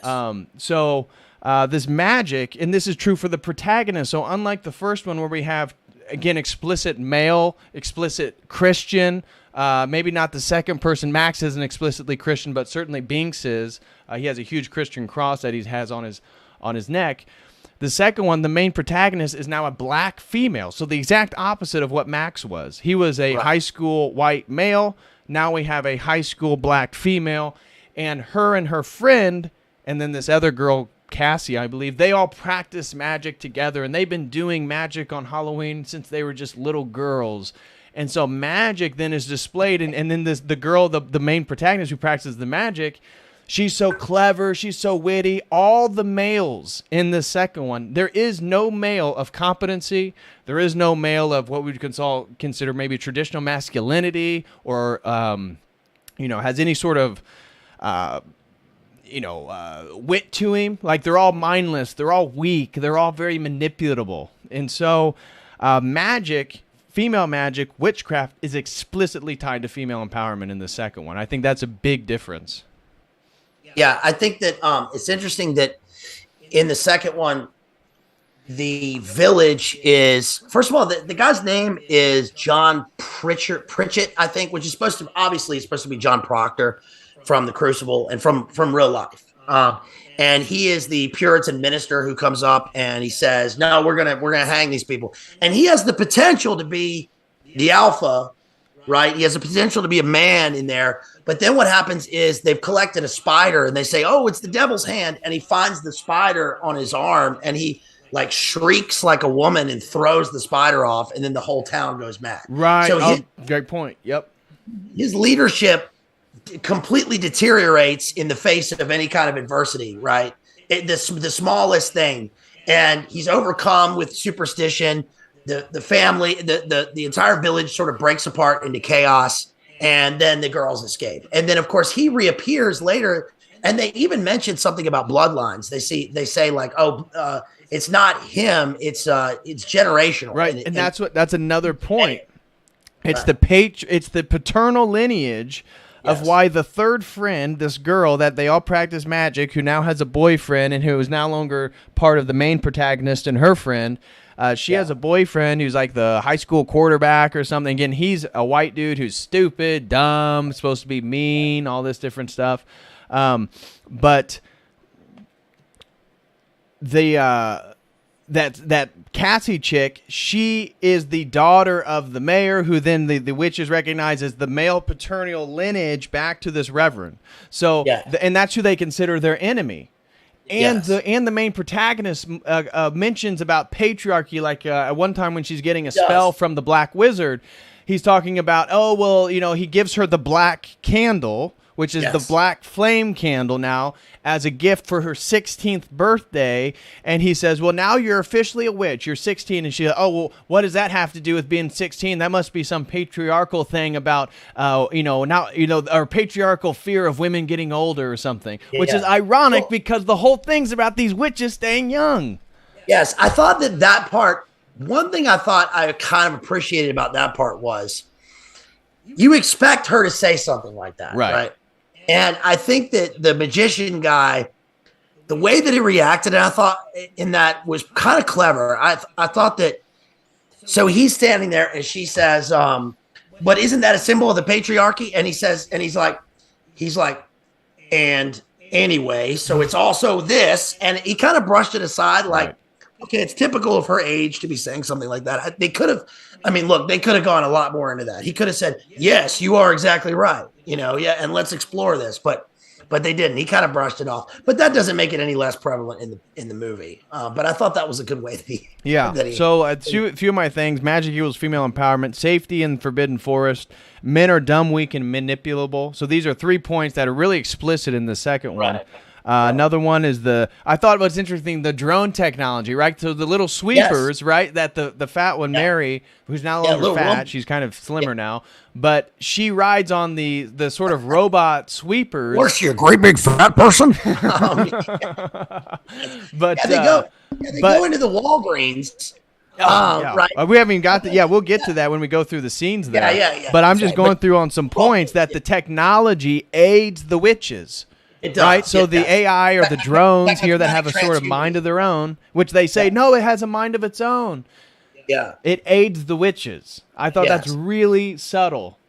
In the first one, she was flying on a vacuum cleaner. I just got that. Yeah, an electric one too. Yeah, so there's a the first one she's flying on an electric old Hoover vacuum cleaner. The second one she's flying on Rumbas. Right, I get it now, the continuity, but it's also. No.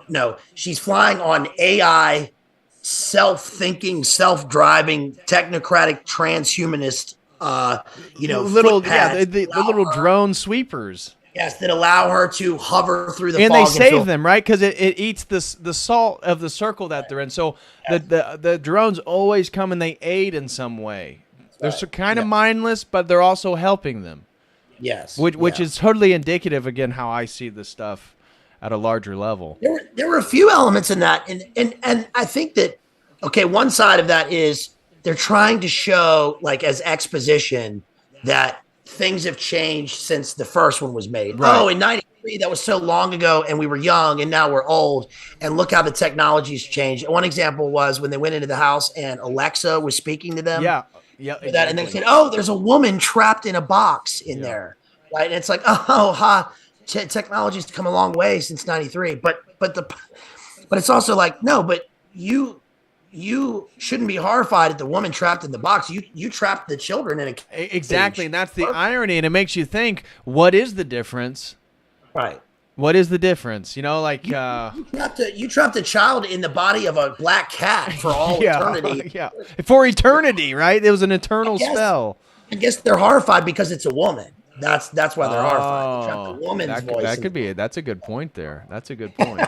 Well, next to what you're saying, so we can dive into the Walgreens thing. Keep talking. I'm going to smoke a cigarette while you talk in 30 seconds. All right. Okay, all right. So another one BLA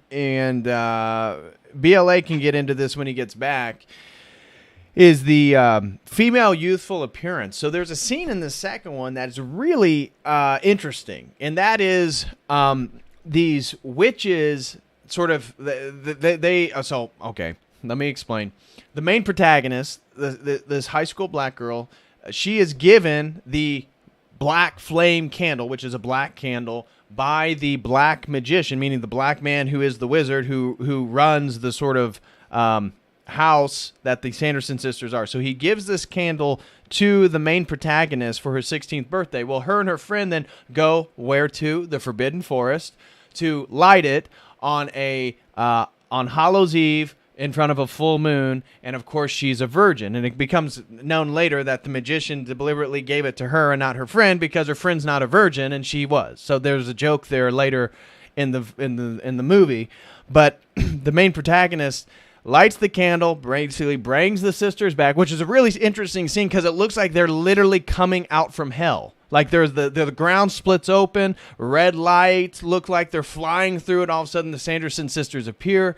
So it's almost like there's an explicit like reference to Hades or hell or something there. But the youthfulness. So the witches are there, and they're talking about sucking the life out of children because they need it to live, right? And so they see these two girls there, and then the girls say, "Oh no, we're 40. We're not as young as you think we are.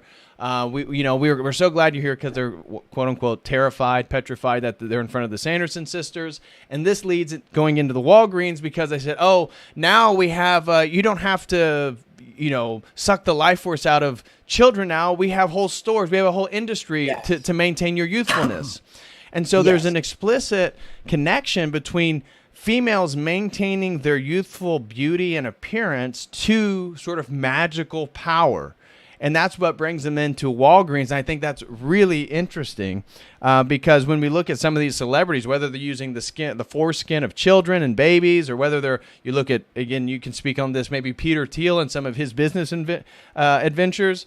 Like, what is it there's whole industries now for youthfulness of taking blood from children and inserting it in the body to rejuvenate the tissue. Yes. First of all, that was the quickest cigarette anybody's ever smoked in their life, but I'm a professional Marlboro man, all right? And I have something called manners, y'all, because I'm at the family house. Outside. All right. But also, about the going into the Walgreens, which, by the way... Yeah, Dave Geyer says you sucked the life out of that cigarette. Oh, yeah. I'm a Marlboro man right here. So anyway, going into the Walgreens, and this has nothing to do with anything, but when I go to the Walgreens, I call it the Walgreens, and there's one back at home. And when I go in there, there's a lady who stands inside. She's an old lady, and she works there. And every time I walk in, she says, "Hi, welcome to Walgreen. Welcome to Walgreen." She calls it Walgreen. And one night I walked in, and I said, what's going on here? What's up with the cops inside here? And what's that hole in the wall behind you? She said, "Oh, we were just robbed. They always try to rob the Walgreens." And I said, "Wait a minute. You were just robbed? There's a hole. Did they fire? They shot at you?" And she said, "Oh yeah, they shot right at me. But I pressed the button and they left." And I was like, "Damn, you're still at work? You need a raise." Walgreens needs to give you a raise. And she was like, it ain't nothing. So shouts out to that lady at the Walgreens. No, they walk into the Walgreens and they go for the beauty products, like you were saying. And the beauty products are designed. This ties into the girls saying when they first met, yeah, we're 40, but we just, we look young now. And it's kind of like the witches like, oh, that's shocking. And they believed him. And that ties into, if anybody's seen that interview, Sam Hyde and Nick talked about this in one of their episodes, about that interview that Sandra Bullock did on Ellen. And they were talking about she was saying, how do you look so young? And she said, I've got this beauty regimen. And the beauty regimen is, they take she said on the interview, she said, like, they take the parts from a person of a certain age somewhere far away, is what she said. Like as if that makes a difference. And then they roll it into your skin, and that helps rejuvenate my own body so that I can look younger. And it's like you were mentioning, with the beauty industry and with Teeter Peel and his and his Teeter Peel's blood washing, which is out in the open. Right. This is discussed.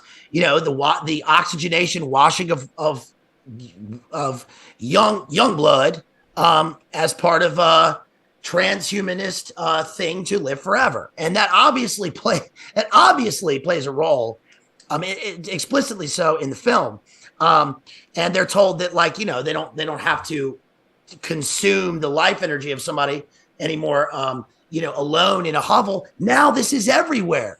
Yeah. So it's like, they're in their own like weird paradise, sort of inverted paradise right now. After they went to the Walgreens, what did they do after that? This is what you were talking about when we were talking before. That one of the things that that happens in the second film versus the first film. This is your point. You brought this up, but I think a lot of us watch this and we can see this, is that the first one has in a way, a good versus evil. Yeah, clearly. And there's a light versus dark. There's a good versus evil. Light versus dark. It's very explicit. It's interesting that at the end of the first one, the idea of like Bette Midler's character turns to stone, which is how the Gorgon turns to stone when she's a mirror is held up to her own, her own psyche, her own soul, in a sense, is held up to her. She sees who she really is and she turns to stone. Right. In the first one, the light breaks up the darkness of who she is, and she turns to stone. No, she turns to stone for touching the ground of the Christian cemetery. Oh, that's right. That's right. The sun then obliterates all three sisters. The light obliterates them, right. In the second one, though, we don't have that. We have this clear thing where the new protagonists buy into the system. Yes. And we have this weird, like, false dialectic where it's like, it's not good versus evil anymore. It's like evil. It's like they're trying to say it's like, a good evil versus a bad evil. Yeah. The girls practice a white magic to fight the black magic, and thereby like winning or whatever. And I thought that was interesting because one other thing I read about the Mary character, the Sister Act, Abrasian Gloria Steinem lady, is that she said in an interview that she believes in white magic and she believes that it's practicable. She believes it's real. I thought that was interesting. I thought that perfectly played into the narrative structure that they're trying to establish. Also, let's see. We talked about the candle. Mm-hmm.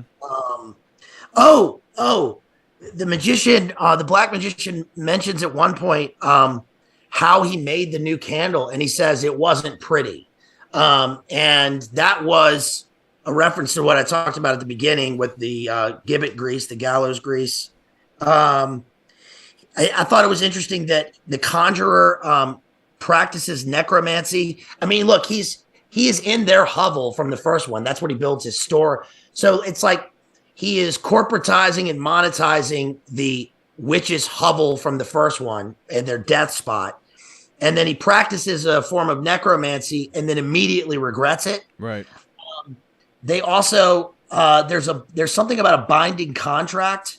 They mentioned a binding contract, and this is interesting because in this book it talks about the idea of the binding contract. I thought maybe I would just read just a little excerpt from this, because this is about Macbeth and the witches and their binding contract, and it says the Devil's Compact. This is on page 60 and 61 of this book. It says, the Devil's Compact is a parody and cancellation of the rites of baptism. The shedding of blood to form the devil's mark is a mock circumcision.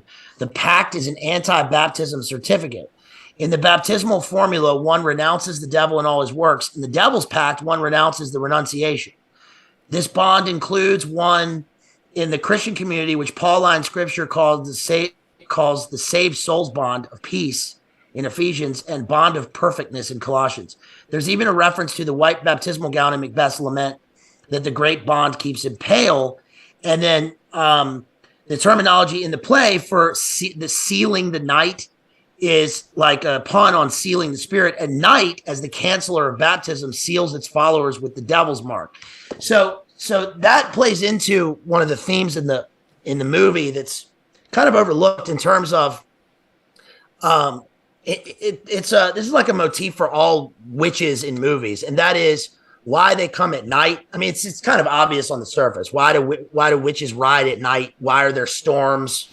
And it's because number one, obviously the dark deeds cannot be brought to the light of day, but it's also because, like this book mentions how when Macbeth, for instance, says, come thick night, let me do my deeds in the dunnest smoke of hell, it's because if there's daylight, witches have to do their thing in the darkness, in terms of that the spirits of the air will bring up a darkness to cloud their deeds. Does that make sense? And I think that that's why, of course there's the full moon and there's the images of the full moon, but we have to sort of look at why they do these things.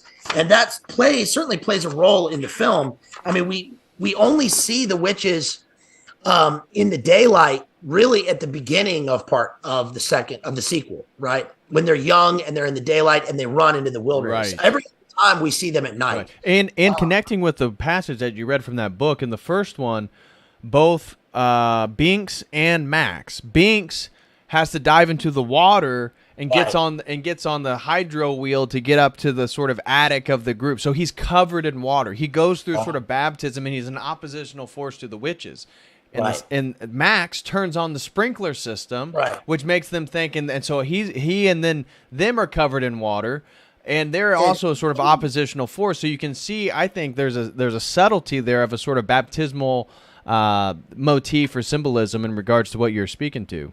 Yes, and he called it the burning rain of death. Yeah, right when he turned on the baptismal, or when he turned on the sprinkler. Yeah, which in a way it's like, well, it would be the burning rain of death for them because they're already in a kind of a second death. Right.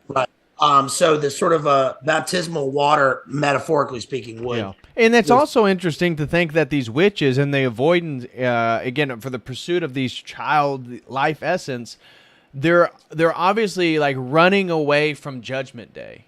Yes. Right. So that's, again, not explicit in any of the movies, but as a Christian looking at it, I mean, what is it with these people who are obsessed with not dying? We view death as an enemy in regards that God didn't create death, and death is a sort of a natural state for humanity and life to exist in. They are afraid of death because they're afraid of whatever's on the other side, and yet they're constantly engaging in these sort of dark occultic practices to stay alive on this side. Yeah, I think that's interesting in the sense of, even when you look at various types of magic or magicians. I mean, there's clearly what you just said, which is the hoping to stave off judgment, right? To stave off Judgment Day, to be able to live forever, to not face the other side. Mm-hmm. There's also the Al Crowley vision of bringing on Judgment Day because they believe that they will be favored in the tribulation, right? Or in Satan's reign on earth. There's the sort of there's the serial killer.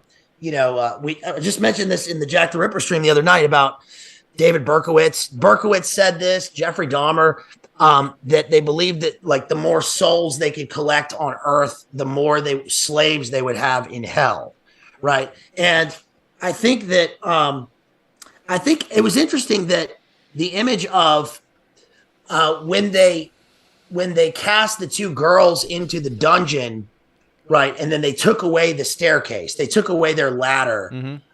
There, to be able to rise above, and then the herb that's used, they called it angel herbs or angel something, yes, to get out of. So they perform a magical ritual with this angel something to get out of the basement.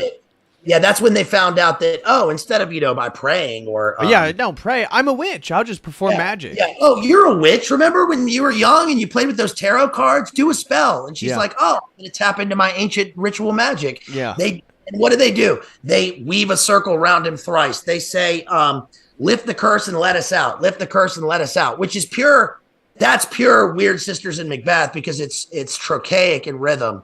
And, of course, they say it like 3 times, and then a flame comes, they produce a staircase, a sort of a satanic stairway to a fake way out of, to resurrect themselves. Right. And that's when they start pursuing. Right. You want to start moving through the plot of the second one here, and we can do it in chronological order. Mm-hmm. So in 1653 Salem, a young Winifred Sanderson is banished from Salem by Reverend Traskey after she defied the authority of the church by refusing to marry John Pritchard.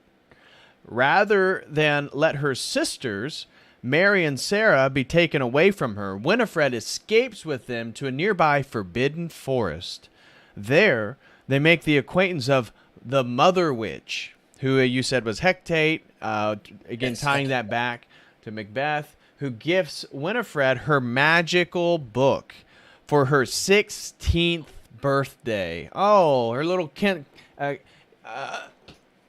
what is it? Quinceañera? What's the Quinceañera? Yeah, that's when you're 15. Yeah, the Spanish. Yeah, the celebration of the 16th birthday. Yeah, it's her sweet 16th birthday. Yeah. The quinceañera of old Winifred. So she gets her magical book for her 16th birthday, but explicitly warns the sisters against casting a spell known as Magicae Maxima, which makes the user all powerful. To me, this was like I don't know, this is kind of a nerd reference, but this ties back to, you remember that scene in Aladdin, where he says, I could be an all powerful, he's a sorcerer, right? Jafar's a sorcerer. And then he wishes to be an all powerful genie in an itty bitty living space. Right. So it's as if the Scarlet Woman, Big Red Riding Hood with the emerald eyes, the sexy witch, she way sexier, by the way, than these 3 hags. Right. She comes around and she says, you can do anything right with this, Illuminate confirmed book of magic, but you can't wish for maximum power because, because she's a good witch, right? Yeah, yeah. Supposedly. Oh, yeah. Of course, she's the good witch. It's white magic, right? We want to root for him. There's an interesting scene where in the movie The Witch, where the little boy is out in the woods and he hears siren songs just like in this. And he comes across a woman who's kind of the double of this witch with a red cloak on, and of course she hands him an apple, and he eats the apple of the tree of knowledge of good and evil. He eats a poisoned apple, and then she immediately there's a weird sexual scene, but she caresses him, but then we see that her exterior is really just a spell. Right, just like with this woman, she's actually haggard and decrepit on the inside. Yep. And that's pretty much what happens here. Right, and so the Magicae Maxima, which makes the user all powerful, Mother Witch also teaches the sisters to kill other children to keep their youthfulness. And again, mind you, this is all presented for, if you're a child, these are presented as sympathetic characters. Right. So at this point, you're not like rooting against the Sanderson sisters, you kind of have sympathy for them because those mean old Christians are so mean to those poor little girls. Yeah. They have to flee to the forest to find Mother Witch, who's there to help them. Right. And yeah. It's important to keep in mind it's a Disney movie. Yeah. And you immediately, anybody with any sort of decency, like immediately sees the beginning of this movie and they have sympathy for the characters because they're young, they're kids, so you want to have sympathy for them. Of course, then we're like, oh, they immediately start talking about spells and the first, did we mention this? The first thing that she says in the movie is she comes in and she says she took the Lord's name in vain twice, and they laugh about it. Right. So our sympathy goes out the window. Right. Yeah. No, absolutely. That's it. That is the first thing that you see as these of the movie of these little girls. This sort of prequel of the Sanderson sisters and giving the sort of pretext and the background story. It's also meant to be. Sort of a side exposition to explain the supposed hysteria of and I'm sure it was hysterical, but the hysteria of the Salem witch trials, right?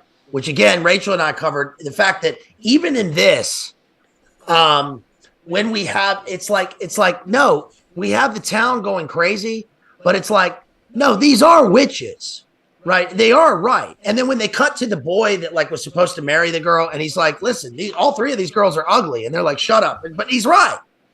It's like they're ugly people. Right. Let's see. Yeah, you covered that. So yeah, continuing on, you fill me in. We're just going to move through the plot here. So that now skips from the girls in 1653 in the Forbidden Forest, where we see the Sanderson sisters receive their magical book with the single eye covered in human skin from the Mother Witch, who's this old. She appears very youthful and kind of sexy and all this stuff. And mind you, also get the impression, I forget exactly what she says, but it sort of hints at how old she is, like many centuries old or something. And then she's telling these girls, now that they're witches, to feast on children. And so now It moves into 2022, 29 years after the Sanderson sisters were resurrected. Again, we see how magic is essential for resurrecting, which leads to people, again, the arguments such as this, Jesus the Magician by Morton Smith, this was a very controversial text in the 70s. Morton Smith was a homosexual, which is interesting because that even ties to the LGBTQ relationship to all this, that the first director of the first Hocus Pocus himself is a homosexual. And then we see in the second one, we see drag queens, the sort of promotion of drag queens. We see another sort of LGBTQ relationship there. We see many instances of stunning and brave citizens. I don't know. But I mean, yeah. What would you expect with a Bette Midler movie, right? Yeah. I mean, on the one hand, Agreed. No, but it's like, what was I going to say? Oh, the thing that the Scarlet Woman said. That was important, I think, was she said, oh, there are three of you. It's important to have a coven. Yeah. It's important for friendship, right? Which plays a part in the end of the movie because that's what happens at the climax of the movie because they confront the one witch and they say it's the three old witches and they're confronting the new stunning and brave witch and they say, oh, there's three of us against one of you. And then the two other global citizens start throwing rocks at him and say, no, bitch, we part of this coven, right? So, yeah, and it's so what that's meant to do is, like, you hear this all the time. You hear this about Hollywood, like about covens, right? And, oh, it's so wonderful that people are able to have friends, as part of their coven. It's a social network. And then, I mean, look at all the cults that have come out, the sex cults in various, in Hollywood and Maria Abramovich. We don't even have to get into actual witchcraft, that like open witchcraft. I mean, it's right there. Marinka Abramovich. Yeah. Yeah, basically. And then when the witches appear, oh no, that's skipping to the other, because the narrative kind of mirrors the first one in terms of structure. So let me continue on here. So the Sanderson sisters were resurrected by the Black Flame Candle. Salem teenagers Becca and Izzy prepare to celebrate both Halloween and Becca's 16th birthday, but turn down a party invitation to the estranged friend Cassie Trasky. That lineage that goes all the way back to the old Reverend. That's right. Becca and Izzy visit a magic shop, formerly the Sanderson Cottage, run by Gilbert the Great. Again, this is a black man who's considered to be this great magician and wizard, who gifts Becca a candle for her annual birthday ritual. And so you see this nice, warm, just fuzzy little area where these young little girls, again, 16, and this is insinuating much younger, that they would come to this magical shop because he knows them. Yeah, there are little kids in the audience. There's little kids that don't know what virginity means. Mind you, there's Becca and Izzy, who are 16, who that makes it sound like they've known Gilbert for years. So let's say they've been practicing these magical rituals, and he's been giving them their magical gifts and utensils and tools. What, 3, 4, 5 years? Who knows? I mean, but it shows you how early this movie is trying to introduce kids to magic and practicing magic, not just the concept of magic, maybe like the first one is. This one is explicitly like luring kids in that you should do this too. You should practice it too. Yes, it's not it's not the boomer dude on the unicycle like doing magic tricks with balloons, right, at an outdoor pool party. This is like this is a guy doing black magic with a sorcerer's apprentice, cloak on with little half moons on it, talking about virginity with a human skin Illuminati eye, anti-Bible in the background, producing flames with black light. Right. Right. Yes. And then lying to the girls so that what you find out is that he deliberately gives them the black flame candle, which is, as I said, now a black candle, ironically kind of looks like the candles burnt for Santa Muerte, so that they will indeed resurrect the Sanderson sisters. So he is working for the purposes. Again, he's this great magician who we find out obsessed with the Sanderson sisters and trying to lure these girls into actually bringing them back. Right. And so he gifts them the black flame candle as there is a full moon and the girls are both virgins, although at the end, that whoever wrote this is wrong because he makes the point that he had to give it to her, right? And not the other one. And then they like kind of gasp and there's like a collective joke towards the end of the movie that her friend isn't a virgin. Oh, you were a hoe the whole time? Dang. All right. All right. That's not in the script, but that's basically what it says. The girls managed to outwit the sisters in a local Walgreens. So as I said, I try to describe because you brought up the Walgreens. They take them to Walgreens because they want to take them to a place so they can get beauty creams and as a relief for taking the souls of children. Yes, and they think that because when they walk in, the door opens, and they think, "Oh my gosh, they all have magic now, right? Because they can make the. She says they can make the portals open. Oh yeah, right. Which is interesting. I mean, yes, that's a joke on technology. They had that in 1993, by the way. Right. So it's not different, but it is interesting how. I don't know. I'm probably reading too much into it, but it is interesting how technology and magic tie into one another to allow you to open doors to things you couldn't open doors to before. Right. In a sense. Absolutely. And the thing they're opening the door into is the place where they buy the products made of humans unwillingly to preserve their exterior life forever in the midst of in the midst of fake light. Right. And I think for me, obviously, this was a branded. Walgreens paid money so that they would be part of this movie and be, and of course, Walgreens. Where else do you go to get your boosters? I mean, at least in this area, you can go to the hospital, but just go to Walgreens. I mean, Walgreens will give them to you for free, so you can go to the Walgreens and the CVS and get your free booster. Well, that's what the potion was in the first one, right? They've been stabbed and boosted since '93. So that's why they stay so youthful. That's why they stay so youthful, right? Mr. Walgreen approved that. Yeah. So the girls manage to outwit the sisters at a local Walgreens and escape to the magic shop, where they discover that Gilbert tricked them into reviving the sisters, having seen them on Halloween back in 1993 and been taught how to make the candle by the book. The sisters catch up to the girls and see a campaign flyer belonging to Mayor Traskey, Cassie's father, and Reverend Traskey's direct descendant. So we see then the enemy is the patriarchal lineage itself, right? Tied to Christianity, right? Yes. So we see a direct relationship. Of course, it's Protestant, but still, there's references to the patriarchy, and clearly this is a paternal lineage that they explicitly describe as the enemy, because at the end they have to have the ritual and they have to have the blood of their enemy. And so they don't want to sacrifice Cassie.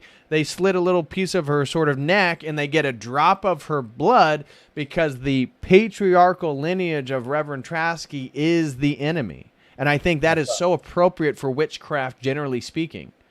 Yes, they see the picture and they say, wow, Felix Springmeier was right. The generational bloodlines run deep in this place. This is the guy. But what's interesting also with that guy is that there is a scene later on where he sees that mayor / former Puritan minister guy, or his ancestor. He sees the witches and it registers in him something.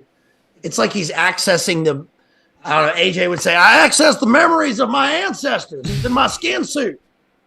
Isn't it great that our bodies are made to carry around the DNA of our ancestors of all time, and all we do is carry around a brain? Right. But he's accessing something, seeing them, and he knows that they are his enemy. But then I don't think he did anything about it because he debated it. Right. He never did anything about it. Yeah, he didn't. Yeah. So continuing on, this is the Gilbert the Great, right? So he's basically tricked these girls into bringing back the witches. They walk into the magic shop. They see the flyers for the mayor, which is, again, Cassie's dad, Mayor Traskey. And so Winifred decides they will cast the Magicae Maxae spell to eliminate Traskey and take revenge on Salem. The sisters trap Izzy and Becca in the basement and leave to hunt Traskey, whose blood is needed to complete the spell. They force Gilbert to collect the other ingredients. So, anything you want to say in regards to that sort of section of part 2? No, not really. Not until they get to the. To the party, I guess. Yes, we talked about, or then when they get to the house, we already talked about Alexa. There's a part with the flash mob. That's much later, though, if you want to get to that. I guess that's in the next part. When they get to the party, and then there's the flash mob. Let's see. Is that before or after they go on stage? I don't remember. It's around then, though. Yeah, I think on stage is right before, and then that leads into the quote unquote flash mob. That's how they hypnotize them to search for the Traskey, right? So there's a bit important scene that or the plot has left out here, that just like the first one where the Sanderson sisters get on stage and they sing the song "I Cast a Spell on You." Well, they sing a different song this time. I forget which song it is actually. It's a very popular song. They kind of redo it. But the sisters perform, and they're performing in a Sanderson sister costume contest. And so there's multiple trios on stage looking like the quote-unquote Sanderson sisters. But what you quickly realize is there's only 2 trios that are actually female. But there's about 3 other trios, and it's all drag queens. Yes. Yes. Well, the first. Well, she says that the Abrasian lady says, she says, "Damn girl." She says, "Damn girl, we look foxy." Yeah. So she looks at a dude who's dressed up, supposed to be like Mary, the sister. And you can see this dude has a beard, right? This is one of the drag queens that wears the facial hair. Yeah, it's one of the drag queens that wears female clothes but then has a male beard. And she goes, "Is that what I look like?" Yeah. And then she goes, I call it- damn, I look sexy or something like I was that. trying to think of how to say that term, and all I came up with was Quagstein Hoary Drower. I guess. So there's a Quagstein Hoary Drower on stage, right? And then, of course, what's interesting is that the ones who win the costume contest are like the only other female group. Yeah, besides the only female group, and they're like actually hot, right? Right. And then everybody they boo them down. No, we can't have these hot girls winning. Right. And then they sing their song, and the crowd sways and repeats the incantation. And that was interesting because incantations and repetition played a part in the Crucible play and in real life. That was part of the deposition for the court case because Abigail, the main, she's the antagonist in the Crucible, the one who is a witch and who is trying to make the other girls witches and sort of invites them into their coven. And when they get caught, she doubles down. And then all of the people in the town get hanged because they do this kind of Chaz Manson family thing of, when Charlie Manson was on trial, they did this thing where Squeaky Fromm and Linda Kasabian and the other Manson family members, he would say a keyword, like they'd say, like, "Did you do it?" And he would say, "I didn't do it." And the girls would say, "I didn't do it. I didn't do it. I didn't do it," 3 times. So they got barred from the courtroom. That's why they sat outside with the, things on their forehead. And that was a mirroring of exactly what happened in the actual Salem witch trials and in the Crucible, the play. Because whenever the characters are asked anything on, like, there's one scene in the Crucible where there's an old man, this guy, Giles Courtney, he walks into the courtroom. He's this, innocent old man. He walks into the courtroom and they say, all the girls like, huh, they kind of back up, and they shudder and they say, the judge said, "What's wrong?" And they say, he's flying. His familiar spirit is flying. And the guy in the play, he's like, "I'm not doing a thing.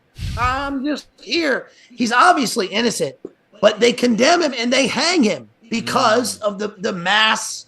So the mass hysteria in the Crucible in the play is actually the antagonist. It's not the hysteria of the people like in the town. Right. They subvert the judicial process and then they end up having everybody hanged. But the same sort of thing occurs in the movie because they go on stage, they sing a song, they do an incantation that they slip into the song, and everybody, like you said, all the adults start swaying back and forth.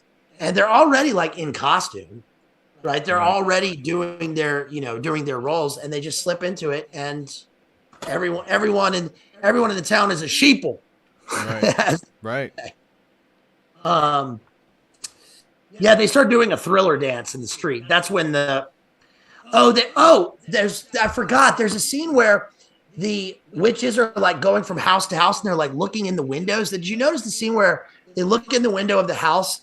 And there's there's a fake and gray couple sitting on the sofa, and the line is 2 guys, and they're yes, feeding each other popcorn. Yes, it's a white dude and a black dude, and they're clearly gay. Yeah. And did you hear the line on TV? They're watching like a television show, and the character on the television show that they're watching says, "Shove it, Satan," and they both go, and they laugh and they throw popcorn into each other's mouths. Oh, and that's when the witches move on. Yeah, I do remember that. Yeah. Let's see. The mayor saw them. Oh, then the flash mob occurred, and I thought it was interesting with the flash mob because that was the circles within circles. That we talked about with the potion, and it mirrors how the girls what did they call it? Their sacred space. Yeah. Their sacred space, and so it's supposed to be like a safe space, but instead they make it a sacred space. Right. Sacred space, and they're doing like an anti-clockwise incantation, turning in a circle in their coven, and that's the same thing that's accomplished in the witches' Sabbath, and it's also. The mayor is standing in like circles within circles. Right. Because there's a flash mob moving around him. There's another one moving this way. And then you have the witches driving the spell up on the stage. And that's, it's an invocation to darkness. Yeah. Yes. Next part is that the girls escape and head to the Trasky house to warn the mayor, while the sisters find their way to the town's Halloween carnival and enchant the citizens to help them find the mayor. Meanwhile, Gilbert brings up Billy Butcherson, who has been awake but entombed since 1993. Gilbert needs Billy's head for the spell, but tricks Billy into helping him collect all the other ingredients first. Yeah. So we see the black magician manipulate the male zombie, or to help him. So he performs a sort of necromancy, and then helps the guy helps him collect his sort of magic, because he believes that they're going to end the Sanderson sisters. Right. So that then leads to the girls reunite with Cassie, who's throwing a party at her house, and manage to trap the sisters within a salt circle in Cassie's garage before Mayor Trasky returns home. And so this is where you see the sisters like basically walking around in a very small circle surrounded by salt. And then you see the little sweepers, the AI sweepers come in, and they sweep a little piece of that salt so they can get out of the circle. Yeah. And that was a clever, that was like a clever inversion of an inversion, because you're usually in the circle. The way they put it is for protection. For protection. It's a protection circle. The opposite occurs in Macbeth, where they are in a protection circle and they invite Macbeth into their circle, into their inner circle. And then, of course, they have a cauldron in the middle, which is a circle itself. Right. But in this, they drew a circle of keeping out, right? They put them in the protection circle, which is odd, because in their own paradigm, that would make the witches, the old witches, the good ones, and the people on the outside, the bad demon invasive spirits, wouldn't it? Right. Yeah. Yeah, so the three teenagers then make amends with one another, but their reunion is interrupted when the Sanderson sisters escape the circle and kidnap Cassie to use her blood instead. Yes. Becca and Izzy follow them to the Forbidden Forest, where Gilbert has assembled the ingredients and soon discover that Becca is also a witch. Which is really weird, because he gives her the candle. Like, they're going to the magical shop. I thought everybody knew she was already into witchcraft. I mean, I assumed she was a witch before she, quote unquote, gained her witch power. So that was a weird one for me. Is like, I thought she was a witch the first second I thought. Right. So that was a weird one for me. I guess because our Christian presuppositions is that, okay, so the main protagonist is a witch. But then, like, towards the end of the movie, all of a sudden she has blue lights coming from her hands, and it's like, no, now you're the witch. And it's like, what? She's been doing magic the whole time. I don't get it. She was a witch. She was a wild witch, right? She wasn't inducted into their witch sorority or whatever. But yeah, I mean, look, I think we all knew she was going to. I think before we even saw any of the characters, that we knew there was a part 2, there was a sequel. We knew that there was going to be the good ones were going to be witches. Right. That's the way. Yeah, you could have already guessed all the propaganda that this movie was already filled with. I mean, that's where this movie 2, Hocus Pocus 2, it's everything that you would expect to see in 2022. Right. And so the sisters partially cast the spell to increase their power, but Becca, that good witch, distracts them while Izzy rescues Cassie. Becca manages to convince the book that it does not have to answer to Winifred, and Becca and the book flee further into the forest. So there's this whole thing where the book makes a conscious decision. Like, it's the idea that the book makes this free will moral decision to leave the evil of the Sanderson sisters and help this upcoming wonderful witch Becca, the black protagonist. Yeah, I like what you said earlier about the fact that it's an inversion of a living word in the book, this is supposed to be a living book. Right. Yeah. Instead of the living word. Yeah. That's how Christians refer to scripture. They have a living book with a single eye covered in human skin. By their own paradigm, wouldn't book, if book is living, they call it book. If book is living and its sole purpose is the language of witchcraft imprinted on its insides, on its own heart, right? The pages of its life, wouldn't it be to use the maximum effect? Why would it go to the good? Why wouldn't it serve the witch who's going to serve it to the maximum purpose? Right? That doesn't make sense in terms of their own, as it doesn't, the whole thing doesn't make sense because the thing is framed that there's a good and a bad magic, or there's good and bad witchcraft, which this is a moral relativism that is not fully laid out, but it's also it's laid. Go ahead. Yeah, it's also got the, illuminate, confirm eye on it, right? Which is the eye the eye is in the capstone of the pyramid, which means it's at the top. So wouldn't its purpose be, if that is it, to serve the thing that's at the top? And that which would be the Sanderson sisters. Right, that would be her. And then they want to do the Magicae Maximum spell to get all the, like, it doesn't. Yeah, the whole, again, it to me that's a very inconsistent, but that's the point of the worldview they're giving you, right? They're giving you drag queens. They're giving you women with beards. It's really not supposed to make sense. That's the whole thing about the breaking of the brain of all these ideologies, is it directly contradicts logic because that's considered to be paternal and patriarchal. Right. Yeah, the thing with the raising of the dead also doesn't really make sense in terms of so they do this like Lazarus raising of the dead, but it's this zombie guy who actually is good, but then who turns into like you said, in the first one, he's a headless man. Yeah. Right. And in this one, he's a bodiless head. Yeah. And I think that's interesting because, I've discussed the disembodied head I did a stream on Templars, on Outremer, on the Templars, right? Now the Templars were accused of worshiping the disembodied head. Right. And on their own plates, on their own engravings and plates from the time, it has the head of John the Baptist. Yep. But then there's the, like Jay talked about the disembodied head in the movie The Northman, right? How the head is placed between the legs as a sign of disrespect, that you'll wander Nephilim forever for the Nordic people.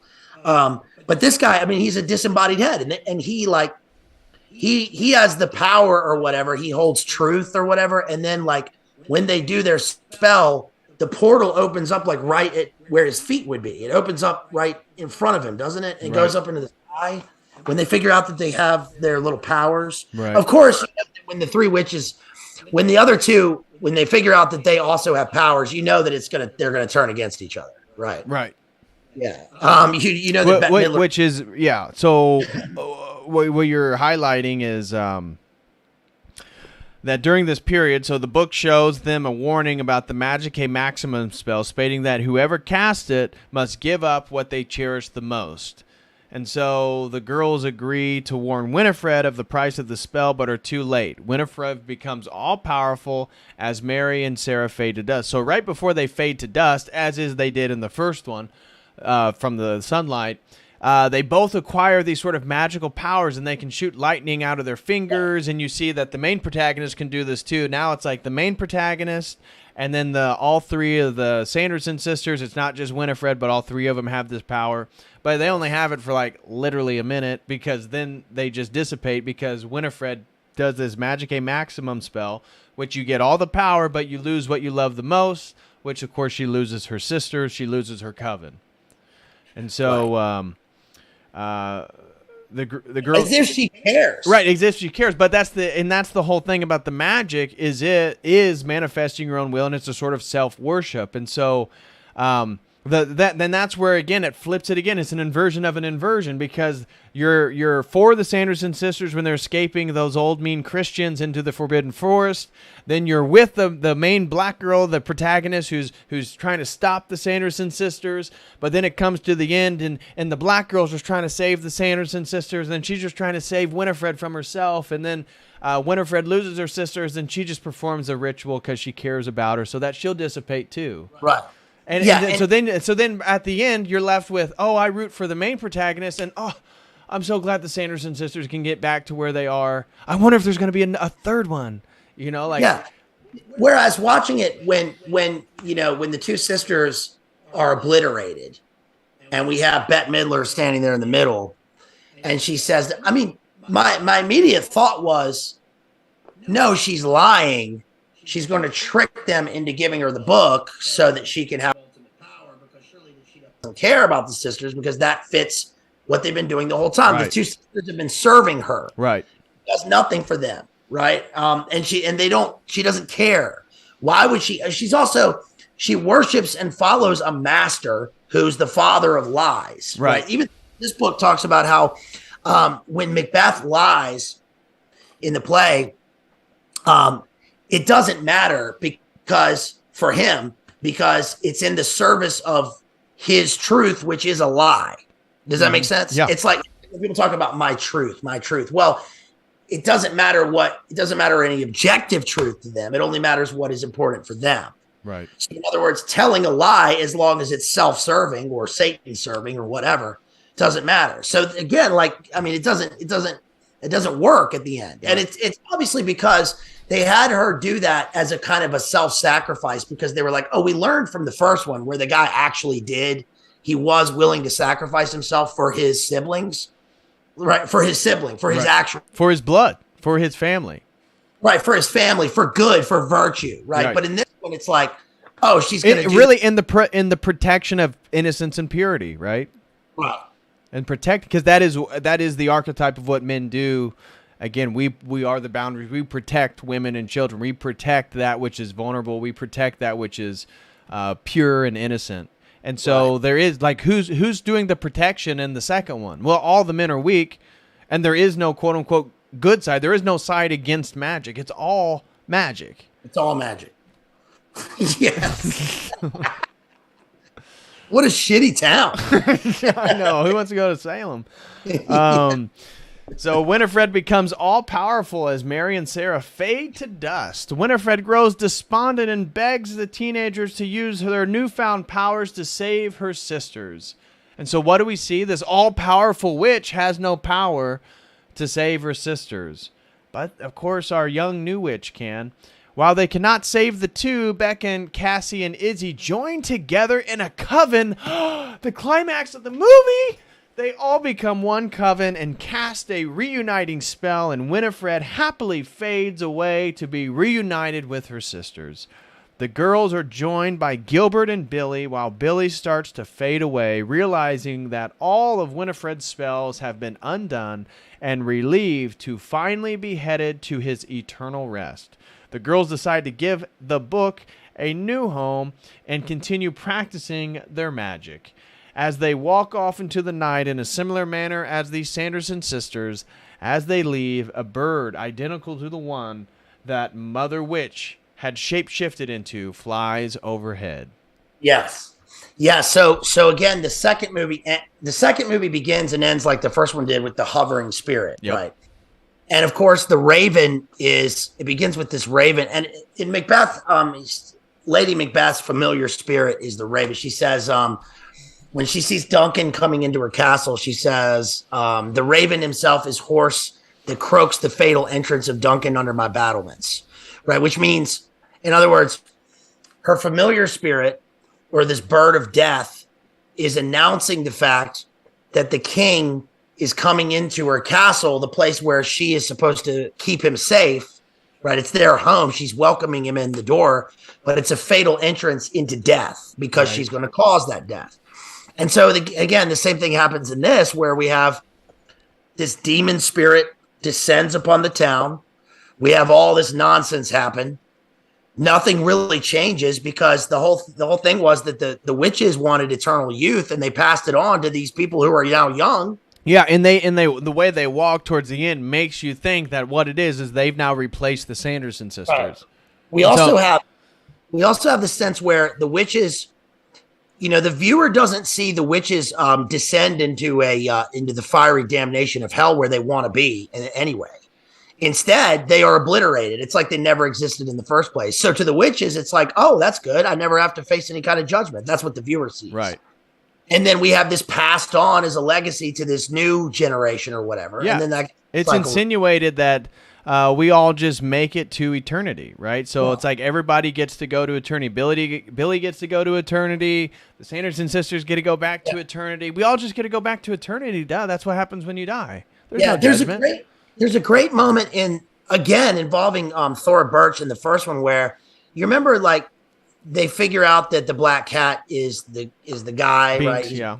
He's been changed. Yeah, so Banks is the black cat, and they they're about to walk away, and the older kid, the protagonist, he says, "Come on, Banks, you're coming with us. We're a family now." I thought that was cool because they're actually a family and they're going to take care of him. Right. And then when they get home, the cat jumps onto the little girl's bed and she holds him in her arms and she says, "I'll take care of you forever and ever. I'll take care of you. And then my kids will take care of you. And then my grandkids will take care of you." And what that's saying is, I mean, yeah, okay, we got this black cat who's been changed or whatever. And right. But it's saying that by saying that, it's implying I'm going to live, but I'm going to die. And I'm not trying to live forever on earth as a witch. Right. And I'll have children. Right. I'll have children, which is the thing that the witches don't do.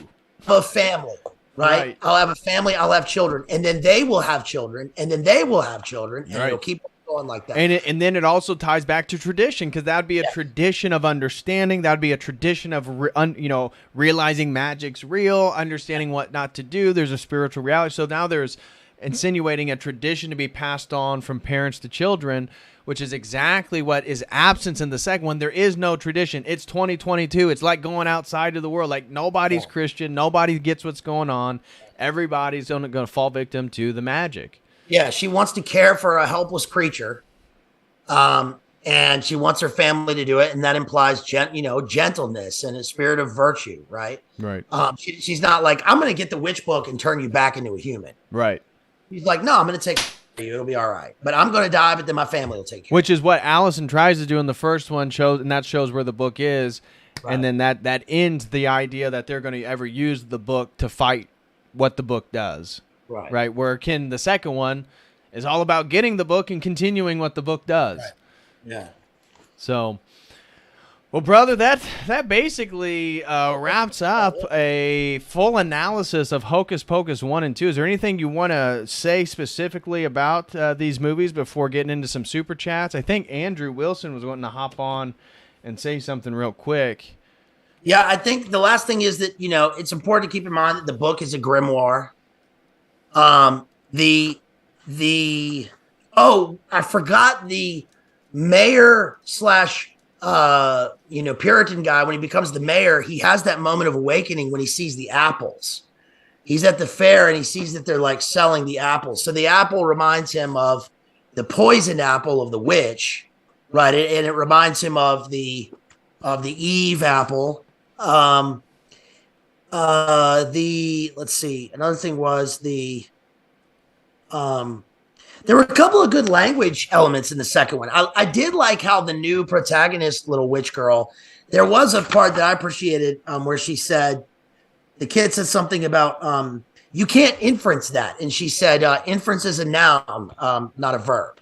But that just was another aspect of showing that the guy, the regular male character was just a dum-dum. Yeah, every male. There wasn't a single male that would be like anybody would look up to. Right? Nobody showed courage except the young girls that practice magic. Right. There was a thing with, let's see. There was one more thing with, I guess that's about it. I mean, I got so many. I took pages and pages. I guess we covered it all. Oh, I know what the last thing was. Yeah. At the beginning of the second one, when they got off like a bus or they walked out of a classroom or something, and did you notice that in the first one we had the teacher dressed up as the witch, who probably was a witch. I mean, in the movie Hereditary, the witches who gang stalk the family are all the teachers at the school, etc. Right. But in this one, they get off and there's like a male ladybug. Did you notice that? It's like a guy dressed in a ladybug costume. I didn't pick that up. I thought that was just another inversion, the unification of opposites, right? Just another example of Quagstein Horrydrower.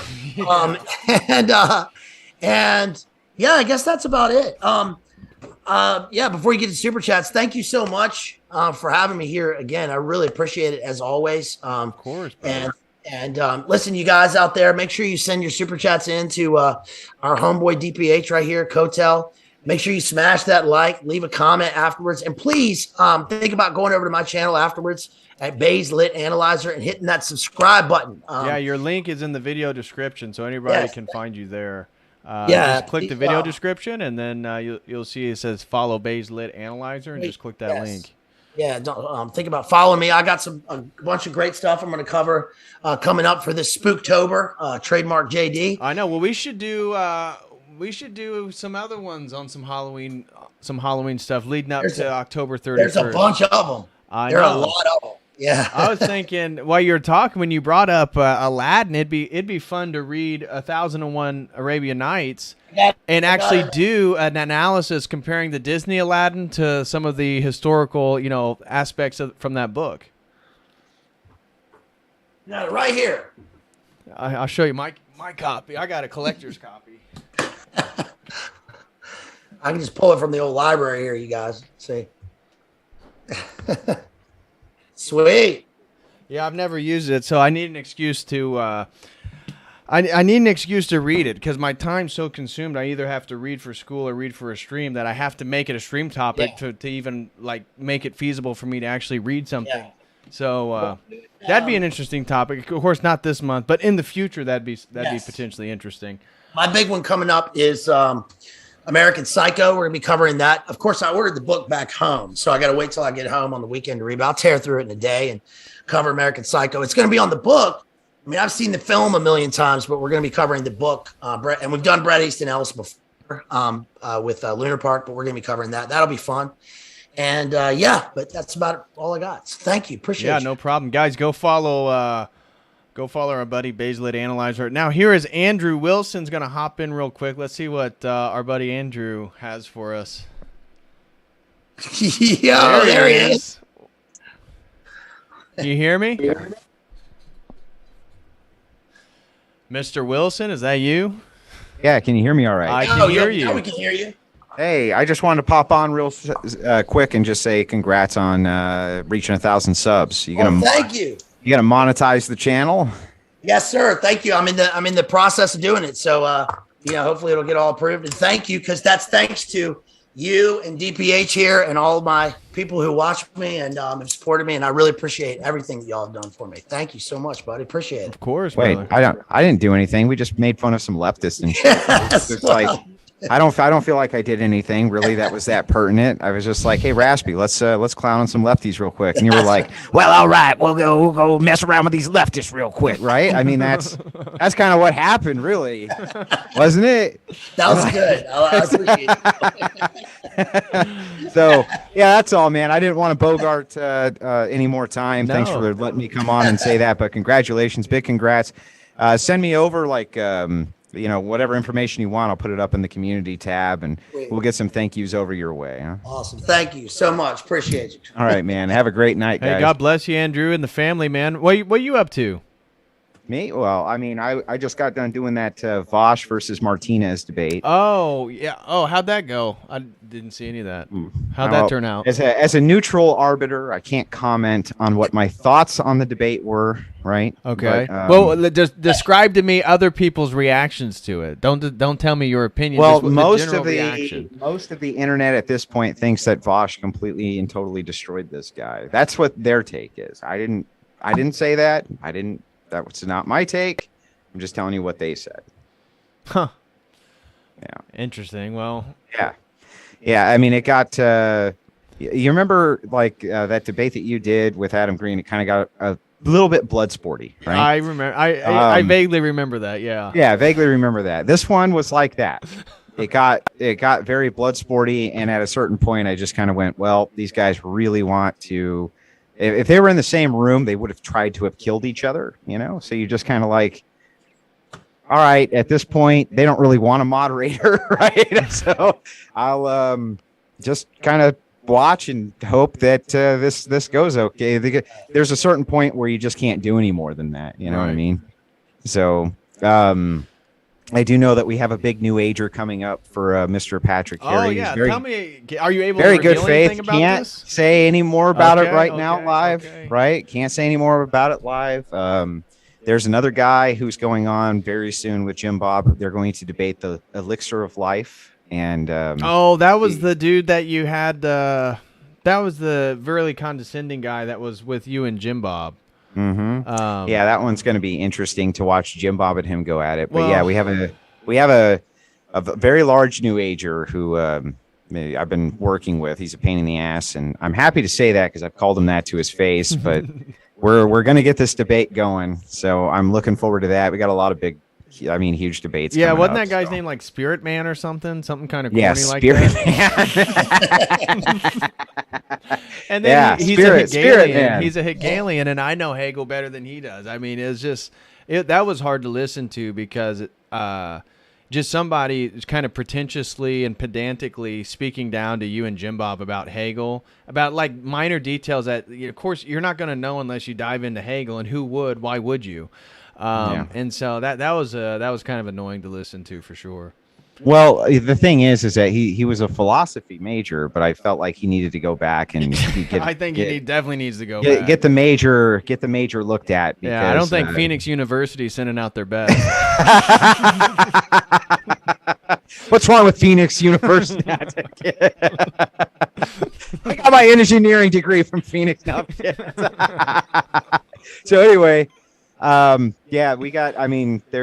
a lot of really good ones coming up and a lot of great ones in the work. Never want to spill the beans too early, you know what I mean? Because things can shift and happen. But when these things are locked in, there's a date locked in, we'll start announcing them out. So I know that DPH over here has been thirsting to verbally strangle a new ager, and I'm happy to assist him verbally. Yeah, I look forward to it. I'll try to be a little bit more chill than the last one. Adam Green got a little under my skin, I suppose, and that's probably a weakness of my end. But I think you got a little under his skin too, man. Yeah, it was.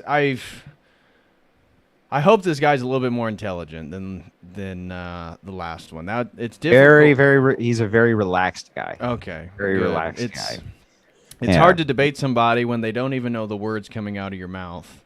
Yeah, well, I don't think anybody expected that the Green debate was going to go quite like that, right? The thing is sometimes you get two people who have such diametrically different personalities that just putting them in the same room together might not be the best idea unless you're like looking for a UFC fight or a boxing match, or you know what I mean? There's some people I remember at Montanica, I heard a story of some guy like Jay Dyer was debating with him or something. And like some dude ran over, he was so mad at him and just shoved him. You know what I mean? He was so pissed. He just he just shoved Dyer. And I was like, there are some people who just get so under other people's skin. You know what I mean? That there's just being in the room with them does it. So the Adam Green, man, there's something about him that there's some guys that he runs into who they're just instantly are like, oh, I hate this guy. I can't help it. Right. There's people that I run into who are leftists usually, who I feel the same way about, where their existence triggers me. I'm just like, just get away. You know what I mean? Right. Like Raspy did pretty good on. He was on a debate panel. But I could see him, I could see his eyes getting a little bit wide, here and there. He was like, what'd you just say? What the hell did you just say? What's going on here?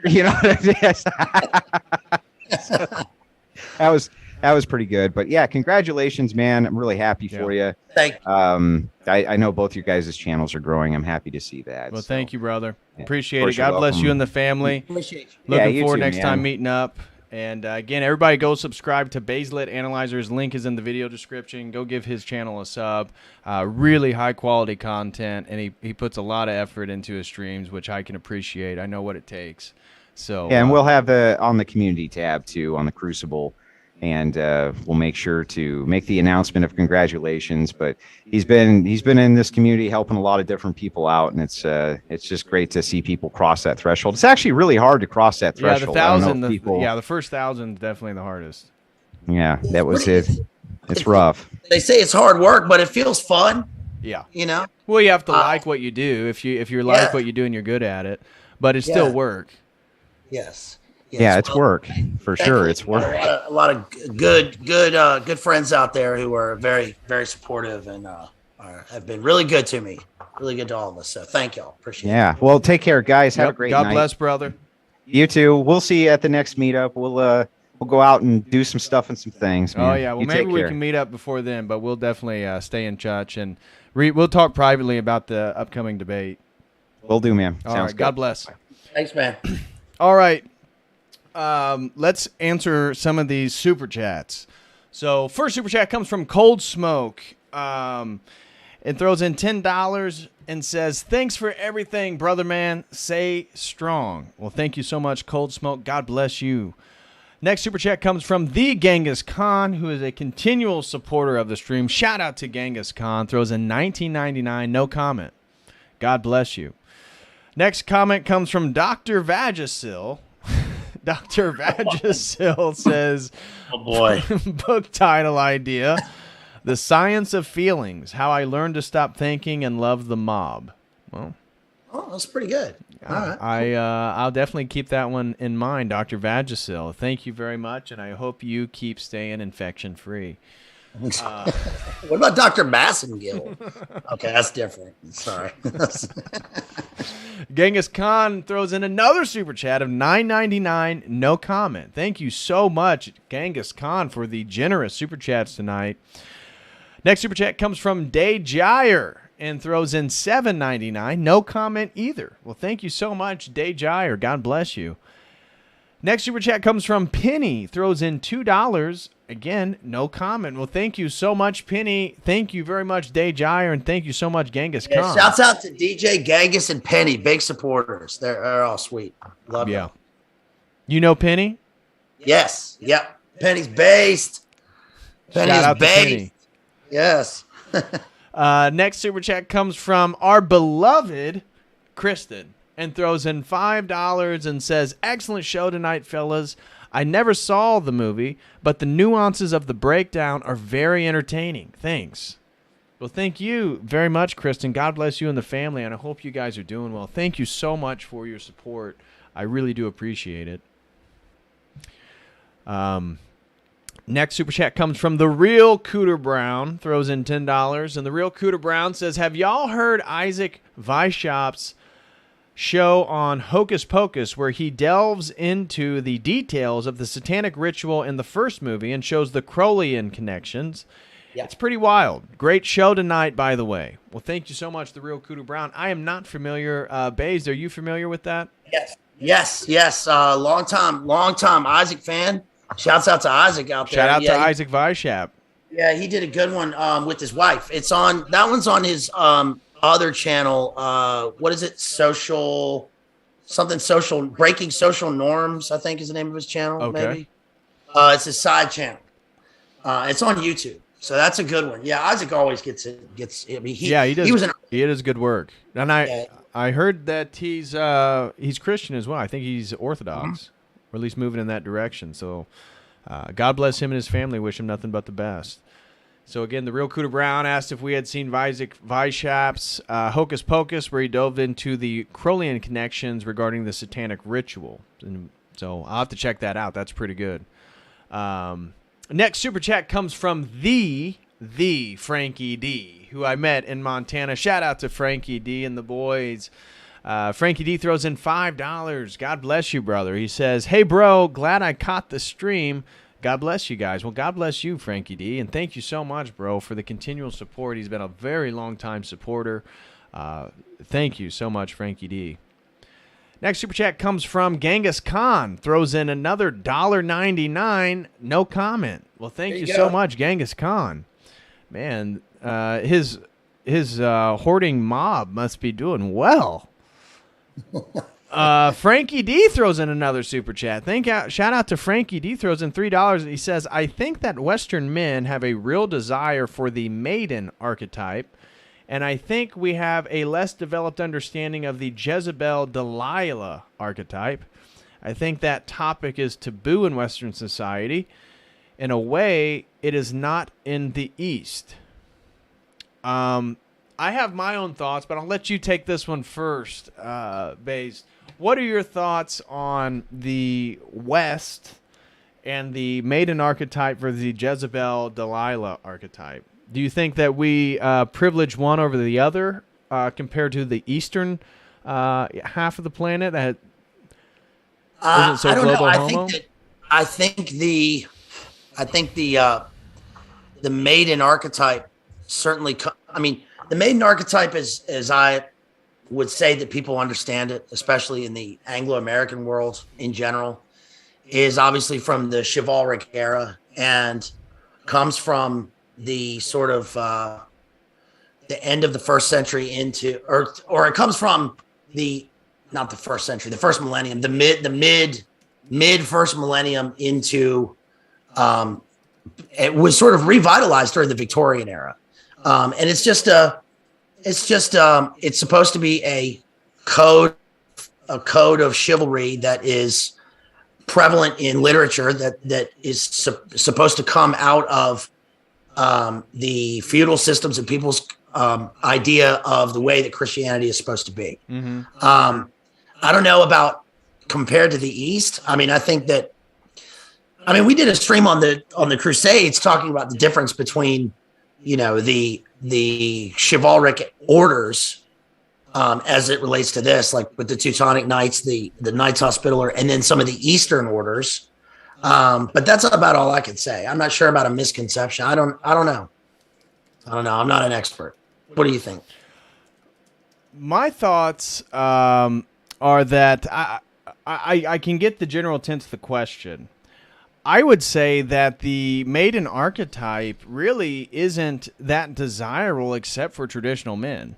And so I would say, given rap culture, given the sort of elevated state porn stars and strippers and sort of sex workers or OnlyFans girls or Instagram girls, like they have an elevated status in our society. And I think that the Western man falling away from tradition, falling away from that practice of his fathers, has then privileged like the sort of sexually promiscuous female, which is the Jezebel, the Delilah archetype, where we are led by our sort of sexual pleasure, because men that come from traditional societies, whether you're in China or whether you're in, name a place in the East where maybe life isn't as easy, your parents, your family's going to have way more say in who you're with, and they aren't going to allow some promiscuous sexual girl. So, like when I was in China, when a girl turns 24 and she's unmarried, she wears a red bra and a red underwear for that year to signify to everybody who may see her underwear or her bra and it's red that she's 24 and she's unmarried, meaning that she then is ready for marriage. And it would be somewhat of a taboo if she wasn't a virgin, or she had very, very few sexual partners if she had any. And that's in China. That's in a communist, sort of a quasi-communist capitalistic society. So is that Christian values? Well, not really. It's just about, the Chinese men are, more in congruence with the practice of whatever their fathers do. And so I say there's a little bit more of a tradition in the East, whether right or wrong. I'm not even claiming, the validity of a tradition. It's just we have no tradition over here. There is no initiation rites. There is no, pubescent rituals. There is no welcome to manhood or welcome to this is what you need to do. And so I think then it's led to us pursuing pleasure. And so then we as Christian men over-valorize the trad virgin maiden archetype in a way. So I think that Depends on what angle you're coming from. I think the maiden archetype is only overprivileged or overemphasized by men that are rooted in some sort of tradition, typically Christian men. Yeah, I would say that we live in a in not even just a lack of tradition, but in terms of an anti-tradition now. Yeah. A conscientious repulsion of anything traditional, and that ties. I mean, you just explained it. Your answer was way more high IQ than my dumb answer. No, but I would say that as far as the question goes, I mean, in terms of the elevation of the Jezebel, the question says he thought we have a less developed understanding of the Jezebel Delilah archetype, and I would say maybe to a degree. So I'll backtrack here, and I'll agree with Frankie D, in the sense that our culture, because of the lack of tradition, is so afraid to criticize the Jezebel and the Delilah. Go to China, let the general public know that you're again a Jezebel or Delilah. And they're not going to treat you, the same way because they have a cultural norm to sort of castigate or condemn those sort of activities. Again, whether not even being Christian or not, just that's their tradition because pure women, again, they get married, they have families. That's what they do there. And that's a secular because, China's a mixture of these ancestral Taoist, ancestral rituals, and now it's secular communism, capitalism. So I think that's a really interesting way to look at, China doesn't do the whole globo homo stuff, and they're not Christian, and they're definitely not worshiping God. So there's something else to it, and I think it's tied to just like the tradition of men, right or wrong. China. That's all I have to have. I love it. Well, Frankie D, thank you so much, brother. That was a lot for the $3 super chat. I appreciate you. Gabriela Lopez throws in $4.99, no comment. Thank you so much, Gabriela. I really appreciate the support. Next super chat comes from Frankie D, again for $3. Shout out to Frankie D. Says, the reason I say it is taboo is because of how it is portrayed. Magic practicing wamans are portrayed in a positive light, and I think because men view them through the maiden lens, they underestimate how destructive this magic truly is. It's a trap. And so it sounds like he was trying to clarify that first question and say the reason he thinks it's underdeveloped is because men in the West don't fully appreciate the destructiveness of females practicing magic. Could be. I mean, I think the lack of I don't think most people believe magic or spirituality or God. Well, I take that back. A lot of people believe in crystals, so I don't even know what the hell people believe now. It's like they believe in anything and everything. I don't even want to make general claims. So Frankie D, I can get on board. I think the West has lost a sort of self-critical lens. And so the West is a fat chick that has blue hair with facial piercings and is identifying as a lesbian, but identifies as a man. And so technically be heterosexual. That's basically the West right now. We are. And wears a topaz on her hip. Yeah, we are that creature. And so we are so self-destructive that I think that there's just such a lack of self-awareness as quote unquote the West. Like you take the average, like German. I mean, it's unreal. I didn't realize how liberal they are. You take, just an average German or English person, in London, or an average American or Canadian, and they've adopted so many values and propaganda, and they're totally unself-aware of the ripple effect of, again, the globo homo that they support or that they take on board. That I think, generally speaking, the West has no self-reflection because, again, we have no tradition to have a gradient or a sort of rubric to judge ourselves against. So, thank you so much, Frankie D. Frankie D throws in another super chat for $1 and says, the latest Pinocchio has some stunning, brave characters, and Pinocchio is not responsible for any of his decisions. Just kind of happens upon Pleasure Island. Funny, they won't show kids beer and cigars, but a dude looks like a lady, all good.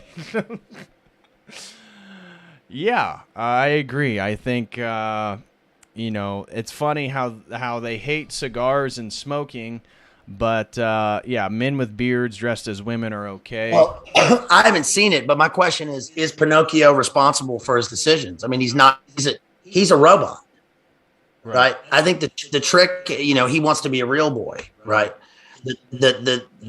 I mean, I haven't seen it, but the danger is that you even put this into like a paradigm of where you have somebody making decisions when he's not human, right? It's not about a person. It's not a person, right? But I don't know. I think that's a great point. I imagine it's as stunning and brave as yours describing. Yeah. Stunning, perfect, brave, and beautiful. Yes, beautiful. Yeah, I haven't seen it either, but Frankie D, you're probably right. But I was also under the understanding that that's the whole thing about Pinocchio is that, again, being responsible for your action as being human and then being a real boy and tied to this whole process, sort of a anthropological analysis of what it means to be a boy, what it means to be a man, what it means to be alive. All right. Well, thank you so much. Next super chat comes from Rachel Wilson. Shout out to Based Homeschool Mom. We love her. And shout out to Andrew, her husband, who was just on. She says, for $20, thank you so much, Rachel. You guys are so generous and so nice. What can I say except you two boys are brilliant. Love you both. Great analysis, and thanks for the shout out. Love these collaborations. Well, thank you so much, Rachel. God bless you and the family. We wish you guys nothing but the best, and we love you and appreciate your work and your support.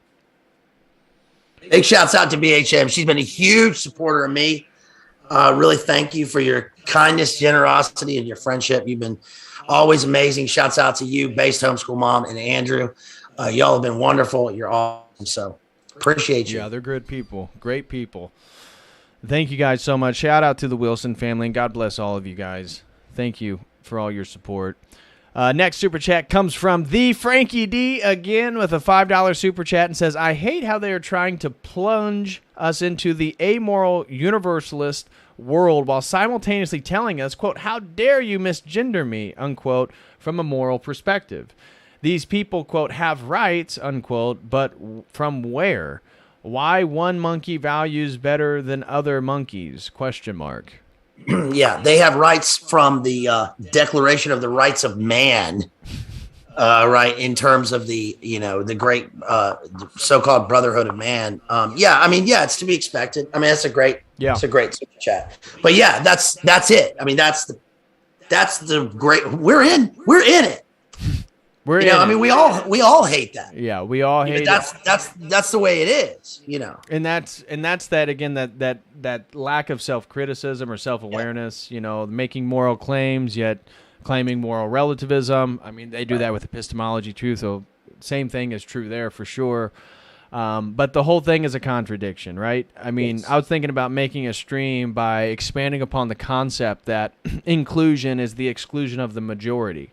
Mm-hmm. And so there was a concept by Jean Paul Sartre that they had to privilege marginalization to combat the phallogocentrism, because this focusing on the center, that's the centrism, and then this presupposition of logos focuses on the center, that he wanted to attack this by getting our focus on the periphery or on the marginalized. And so there was an attempt, a conscious understanding that what we need to do then is bring the marginalized to the center and move the center, the majority, to the marginalized. And that's what we're seeing in society, and that's why we see these interracial couples becoming in every single commercial. It's hard to find non-interracial couples. I won't speak any more on that. But any sort of minority identity that you could find is being displayed in like every form of advertisement, all the TV shows. And this is, again, that marginalization, the minority taking on the role of the majority through media. But really, this is part of a magical sort of castigation against the majority, making the majority the minority or the marginalized. So it's all an inversion, brother. It's all an inversion. I know you see that, Frankie D. God bless you, bro. Thank you so much for all the super chats. And again, can't wait to see you next year in Montana.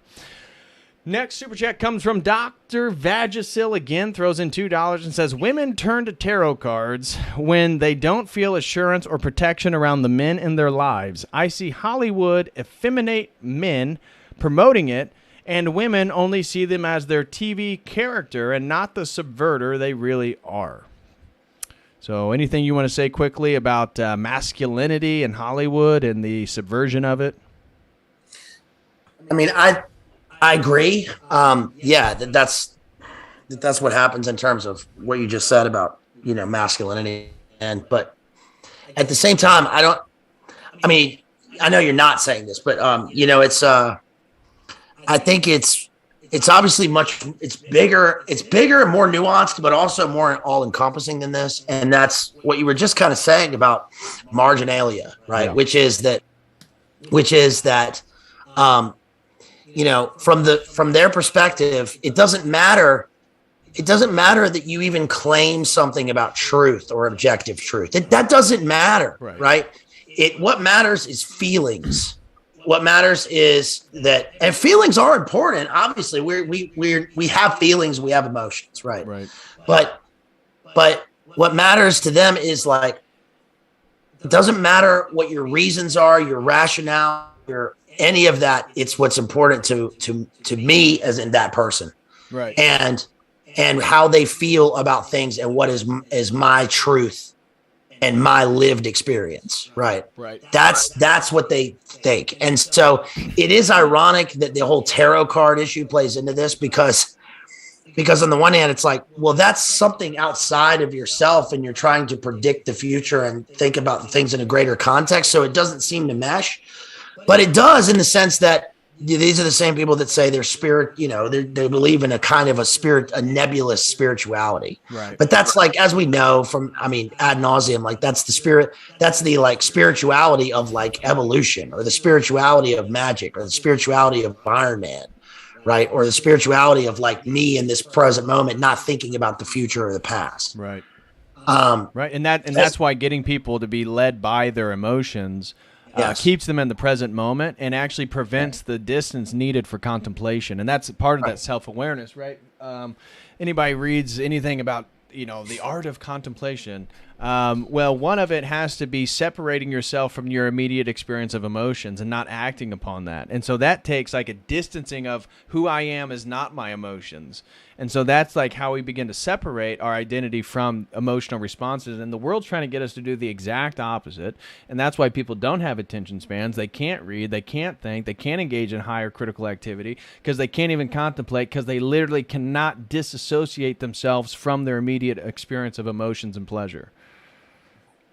So I think a lot of this boils down to, in terms of social, society or acting in a is what it boils down to is it sounds so old fashioned now, right? But it's the idea of, giving rather than receiving, right? Or doing something regardless of what happens to you, or, treating other people as you would want to be treated. Because even when you ask most people, and I hate to generalize this as most people, or even if it's some kind of fallacious majority argument, but it just seems to be that if you were to even ask the random person outside of here, what is the golden rule, right? It's do unto others as they do unto you, right? Instead of do unto others as you would have them do unto you. And I'm not saying, look, I'm just some dude. I don't know. I'm just here just saying this, but that's just